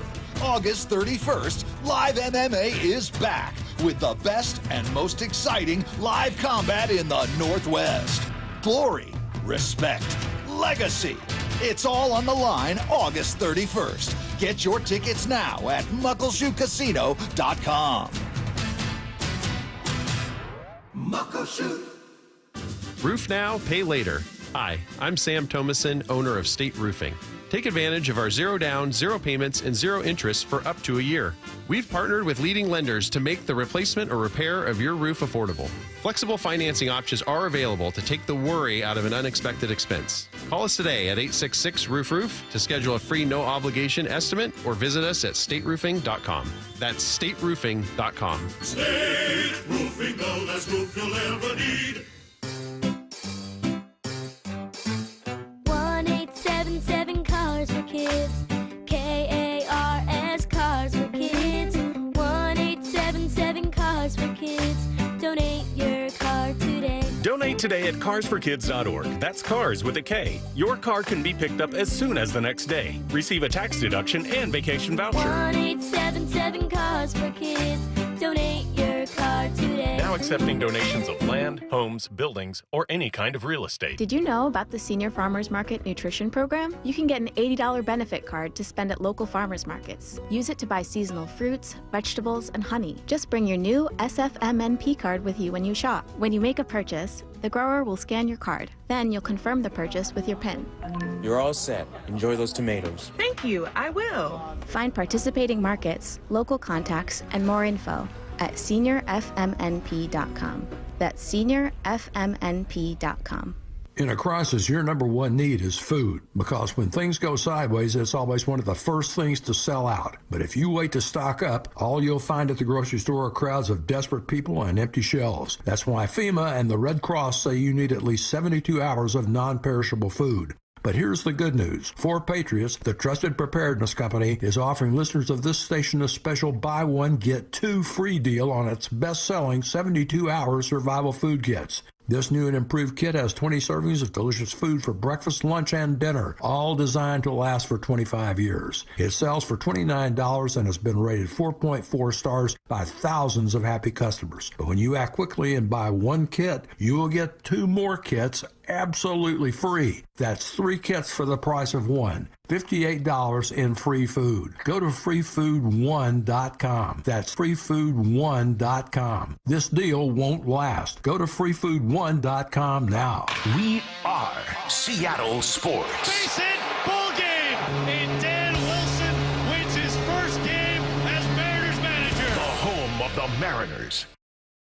Many homes throughout our area lack proper insulation in their attic and crawl space. Hi, this is Colin from Puget Sound Energy. At PSE, we want every home to be energy efficient, so we partnered with PSE recommended energy professionals like Crawl Pros to properly insulate attics and crawl spaces and bring them up to today's energy efficiency standards. If your home was built before 1990, you may be eligible for PSE rebates that cover up to 95% of your cost. Here's Richard Herron, the owner of Crawl Pros, for more information on how you can take advantage of these terrific rebates. Thanks, Colin. These truly are the most aggressive utility rebates we've seen since Crawl Pros started working with PSE over a decade ago. Don't miss this opportunity to have PSE cover a large portion of your attic or crawl space insulation job. To take advantage of these programs, schedule your free estimate at crawlpros.com. We'll walk you through the rebate program your home qualifies for and get your attic or crawl space project scheduled immediately. That's crawlpros.com. Hi, I'm Stuart Holmes, Elections Director for Washington State. Washington's general election is November 5th. Visit votewa.gov by October 28th to register online or make sure your registration is up to date. After October 28th, register in person at a county elections office or voting center until 8 p.m. Election Day. Secure your vote. Register today. Sponsored by the Office of Secretary of State and aired in cooperation with the Washington State Association of Broadcasters and this station. If you're injured in the state of Washington, here's what matters.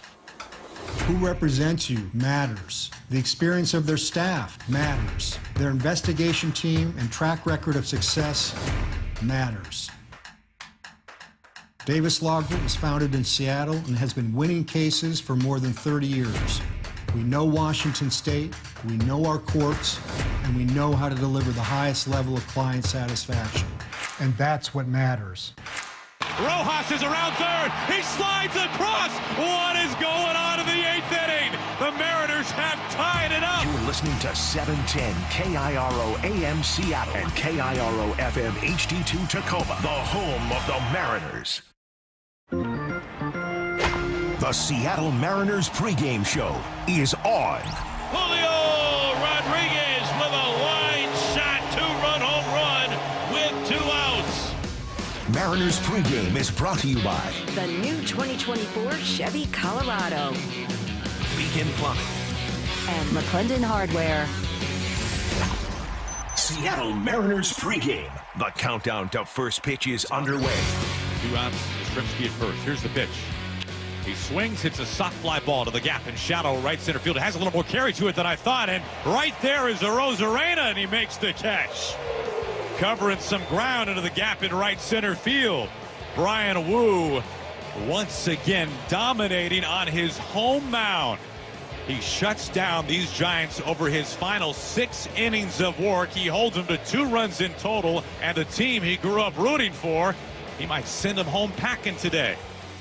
And that he did. Mariners came away with a win and the series win, and Brian Wu hands the ball off to Bryce Miller, who has been doing things as well. Good things afoot on the home field, and we are here to get you ready for them.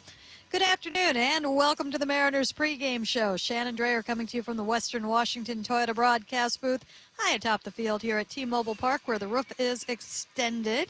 A little chilly out. Don't really see the rain clouds. We'll see if the roof stays closed, but of course the lights are on. Really different weather this week. Don't panic. I know it's going to get better pretty soon, usually about the time the team leaves for the road. Just a little tip if you want to know what's coming up next with the weather. But, hey, it's all good. The most important thing is we know we can play baseball tonight. We've got a good one ahead of you. Mariners welcome the Rays into town for 3. M's come into the day with a record of 65 and 64, 4.5 games out of the division lead. We, of course, are watching what's going on with the Astros right now. Rays a 65 and 65, 11.5 out in the East, 7 games out of a wild card spot. So these games very important for both teams. That the Mariners, you know what they would like to do, and it all starts with series wins. And what better way to get a series win than to win game 1? Bryce Miller on the hill will be entrusted to get things off to a good start. On the other side, it's going to be Ryan Pepio. He is a right-hander, 7-5 record with a 3.65 ERA. Of course, when the Mariners saw the Rays earlier this season, pitching gave them all sorts of trouble. We'll see what they have learned since then. Here's the lineup that will be facing Pepio, this is what we got. At the top, Luke Raley at first base, Julio Rodriguez in center, Cal Raleigh behind the plate, Randy Arozarena playing left field and batting cleanup against his former club.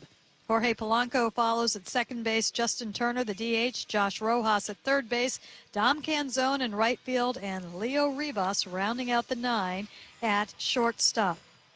We finally got our injury report that we usually get once per homestand, and the report has just been getting shorter and shorter and shorter, and that is a good thing. A couple of notes from the injury report.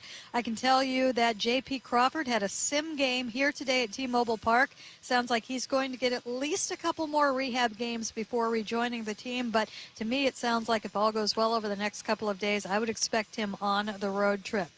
Not such great news. Jimmy Garcia and Gregory Santos, they're both now rehabbing in Arizona. No timeline for either, but there seems to be optimism Garcia will be back at some point in September. The situation with Santos much more up in the air right now at this point. The injury report is brought to you by Fred Hutchinson Cancer Center Proton Therapy. Learn more at fredhutch.org/proton therapy. That's fredhutch.org/proton therapy. We have got a great show planned for you as we count you down to the 6:40 first pitch tonight. Coming up on the roundtable, we got a number of topics to hit. I will ask what has become my favorite question in the final 2 months of the season. Also take a look at where we are in the standings and what we need to see this week. On the Mariners Clubhouse Insider, we're going to learn a little bit more about catcher defense, and we'll have all of the usuals as well. Picks versus Rick, check out the scoreboard, the pitching matchups, and much, much more. But coming up next, Rick Riz sits down with the skipper. We're just getting started here on the pregame show. You are listening to us on the Global Credit Union Mariners Radio Network. Baseball fans, Muckleshoot Casino Resort is always a home run. With the best games, the best restaurants, and the best rooms and luxury suites.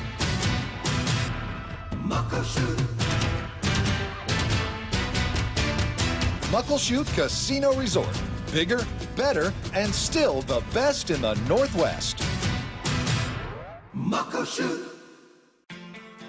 Add Home Street Bank to your lineup card this season. Whether you're starting a family, buying a home, or nurturing a growing business, they'll help you navigate life's biggest milestones. And they've been doing it with a smile for over 100 years. Look no further than Home Street Bank for all your home loan, personal, and business banking needs. Go to homestreet.com/team. Again, that's homestreet.com/team.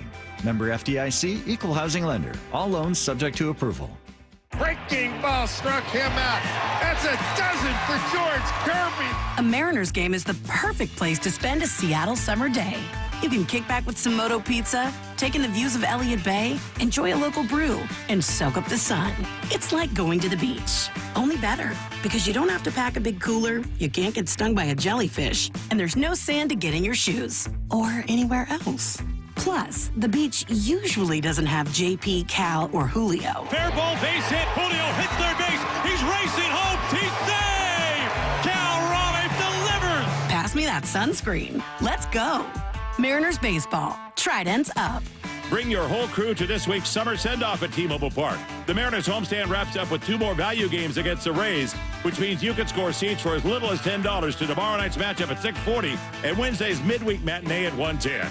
Go to mariners.com/value games to lock in your tickets now. The countdown to first pitch is underway, and it's time for the Coach's Corner. Presented by McClendon Hardware.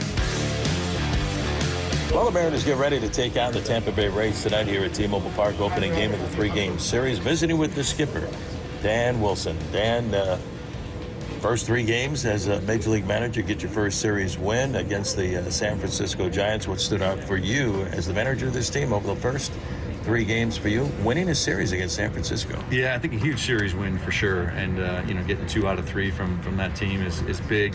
I think a lot of things stood out for me. Some really good at bats. We gave Snell some tough at bats early in the game. We were able to chase him early. Robbie Ray, similar yesterday. I thought we put up some really good at bats early on. I think little things, we give up a homer in the top of the first, but we come back in the bottom of the first. We're able to score a run, kind of get our way back into the game. These guys have been battling. They've been fighting hard. each game, and with 3 one-run games in that series. A Tampa team that's coming in here that's, they're kind of a grinding team too. There's probably going to be some more close ball games. So these guys have really done it. They've done a great job. They've handled it so well. This is not an easy situation, obviously, when you have a change like this. But these guys have really responded well. I couldn't have asked for anything more. It's been in a great clubhouse, and just appreciate their effort. You come in and take over on Friday night, first game of the big leagues as a manager. How have the players taken to you as Dan Wilson, the manager of the ball club? Because you've been around these guys for a long time. Yeah, I think there's some familiarity there, no doubt about it. And I think the same is true with Gar, and I think in some ways that can help. And these guys have been great. And when you talk about Gar as the hitting coach, and super fortunate that he was, able to do that, wanting to do that.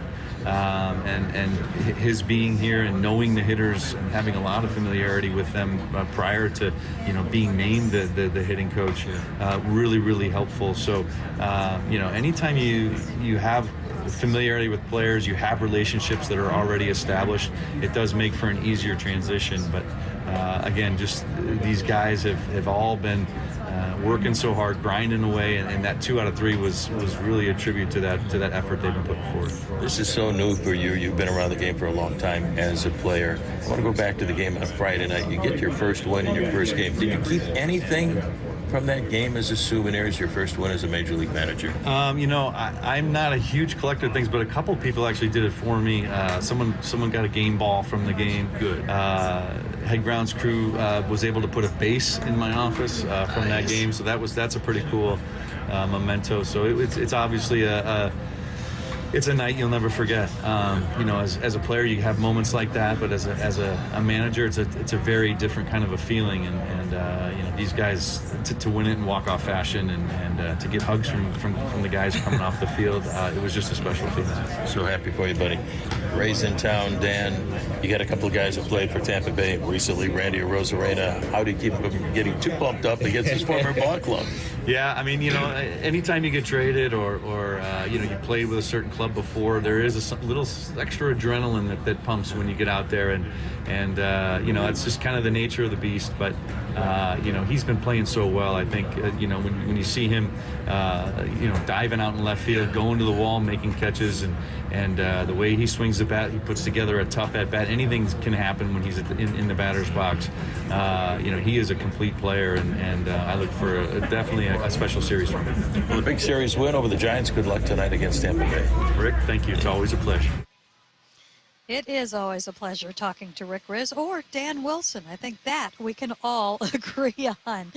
That was the Dan Wilson Show, brought to you by McClendon Hardware, locally yours since 1926. Visit one of their 7 Puget Sound locations for all your urban homestead needs. Shannon Dreyer counting you down to the 6:40 first pitch, and kind of odd to see the Rays with the ties between the two teams. So many trades made between them. When I walked in today, one of the first people that I ran into was Jose Caballero. We had a nice talk. He was very fond of Seattle, so much so he brought his family on this trip so that they could catch up with people. Randy Arozarena, actually now I'm looking down at the field, and the two of them are talking to each other. Randy Arozarena is down on the field talking to Jose Caballero right now, but the others on former Mariners that are on the Rays right now with them, Jose Siri, he only played in spring training for the Mariners, but man, he went on to hit a lot of home runs. Alex Jackson, former first rounder for the Mariners, is with the Rays, and then just called up in the last couple of days in the bullpen, Erasmo Ramirez, who has played for both teams as well. Of course, on the Mariners side, they've got 2 former Rays in the starting lineup, and Luke Raley and Randy Arozarena, and then JT Chargois, who's been doing good things since the trade, also came from the Rays. Coming up next, it is time for the Roundtable. I think we got a chance to take our breath the last couple of days, and now let's just hit some topics. I've got a favorite question that I am going to ask the guys, and get a different answer every time, and that's just fine. We'll also have Gary kind of plot things out for us, what we need to see this week, and just kind of touch base with what we are seeing right now after a lot of change. That all comes up next as the pregame show continues on the Global Credit Union Mariners Radio Network. At Global Credit Union, members benefit, like free checking, because why pay a fee to spend your own money? Early payday, your paycheck up to 3 days early with direct deposit. And member care, with branches near you and a 24/7, 365 U.S.-based call center, where you'll always talk to a real person. Free checking and no monthly maintenance fee only apply to core checking accounts. Other fees may apply. Join us at globalcu.org. Global Credit Union, proud partner of Seattle Mariners Radio. When you buy tires at Les Schwab, you're getting more than just tires. You're getting America's best tire warranty, 60-day satisfaction guarantee, no hassle road hazard protection, and free maintenance for the life of your tires. Other places make you pay extra for that, but at Les Schwab, it's included with every set of tires, because more warranty means less worry, and nobody stands by their tires like Les Schwab. Get more from less. Book your appointment at leschwab.com. Terms and conditions apply. See leschwab.com for details. We're live after the Mariners game. Coach, once a base runner's aboard, how do you bring them home? Well, we're really focused on stealing bases. Fresh steals mean free AM/PM fresh baked cookies and a 12-ounce slim Coca-Cola, plus the chance to win a Mariners VIP experience. That's it. If you need me, I'll be at AM/PM.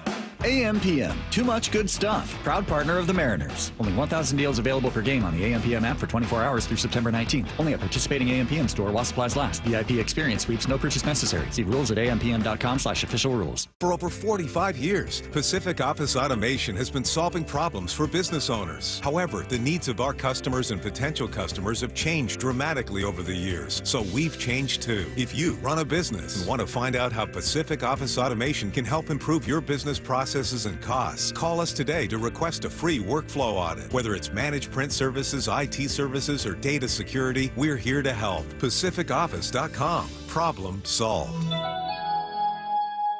In the Pacific Northwest, there's one construction equipment rental provider of choice, Star Rentals. The Star Rentals team delivers superior customer service by leading with a culture of care and delivering unmatched follow-through across all 18 Star Rentals locations. Star Rentals is the largest independent construction equipment rental company in the Pacific Northwest, delivering quality care because they care. Learn more at starrentals.com. Star Rentals, the preferred supplier to the West's best contractors. The Mariners stretch before every game to be at their best. Shouldn't the fans arrive at their next away game stretched and refreshed too? On Alaska Airlines, you can upgrade to a premium class seat and enjoy an extra 4 inches of legroom in a spacious leather chair. You'll also get priority boarding and a complimentary beer, wine, or cocktail. And premium class upgrades start as low as $15 a flight. Live your best life and get more legroom in premium class. Go ahead, cross your legs on Alaska. I'm Rick Griffin. I was the head athletic trainer for the Seattle Mariners for 35 years. I found out I had prostate cancer on opening day 2017. Rick took charge of his treatment. I had a friend who had prostate cancer, and I saw the side effects, and I thought there had to be a better way. He chose Fred Hutchinson Cancer Center proton therapy. It was much easier than I thought possible. If I had to recommend proton therapy, I absolutely would. Rick chose proton therapy. Find out why at seattleproton.com. With the incredibly spacious 3-row Chevy Traverse, you can change "Let's just meet at the concert" into "Why don't I pick all you guys up on the way?" The advanced safety engineered Chevy Blazer EV lets you turn "You think we should turn back?" into full steam ahead. And with the affordable Equinox EV, keep an eye out for the next Charger, kids. Becomes get comfortable, kids. We'll be home in 4 hours. For summer adventures, Chevy's got you. See your Northwest Chevy dealer. Mariners pregame continues with a Roundtable. Welcome back to T-Mobile Park. It is indeed time now for the Roundtable. Shannon Dreyer joined by Rick Riz, Dave Sims, and Gary Hill. And guys, it was nice to get a day off yesterday. I'm glad you guys could get a win without me here. Good job. Let's go ahead and say that right now. What'd you see yesterday? If you could tell me one thing about yesterday's game, what would it be? I love the dynamic quality. The Mariners right-hander, Mr. Wu, I thought, and I think I say this a lot, it was on the TV side. He can say, hey, here comes 95, here comes 96, here comes a 2, here comes a 4, and guys can't hit it. It's unbelievable. He didn't walk anybody, struck out 7. I thought his command was exquisite. If you listen to the post-game show, then you've heard Mike Blowers wants to step in against him just to watch, not to swing, just to see in spring training. Yeah. Anybody else want to get in line? No, no. I'd like to see it. Would you step in? I wouldn't try to swing. Would you but step I'd love in? To see it. Would you? Yeah. In spring training? I'd love to. Okay, we'll put you on the list. Gary? Oh, I'm there for sure. Yeah, I'm going to take a cut, too. It's going to go great. Yeah. Good luck with that, Gary.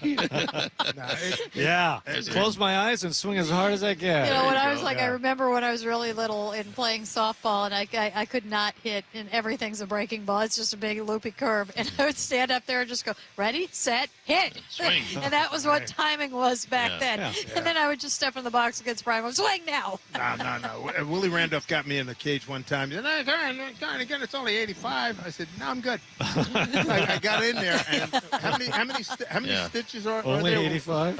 108. I hit 10. I hit one of the 108. And you nailed it. But it would be fun to take a look at it.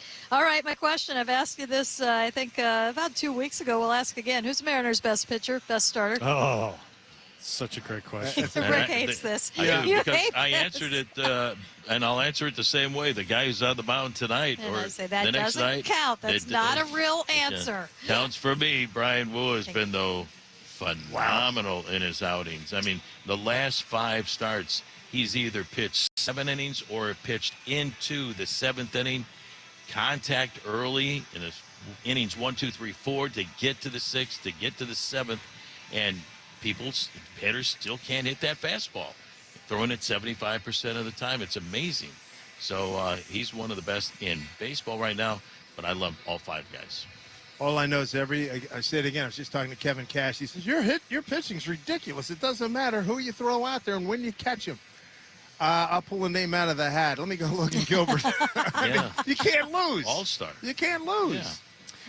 Jen, you've asked me this through the course of the season. I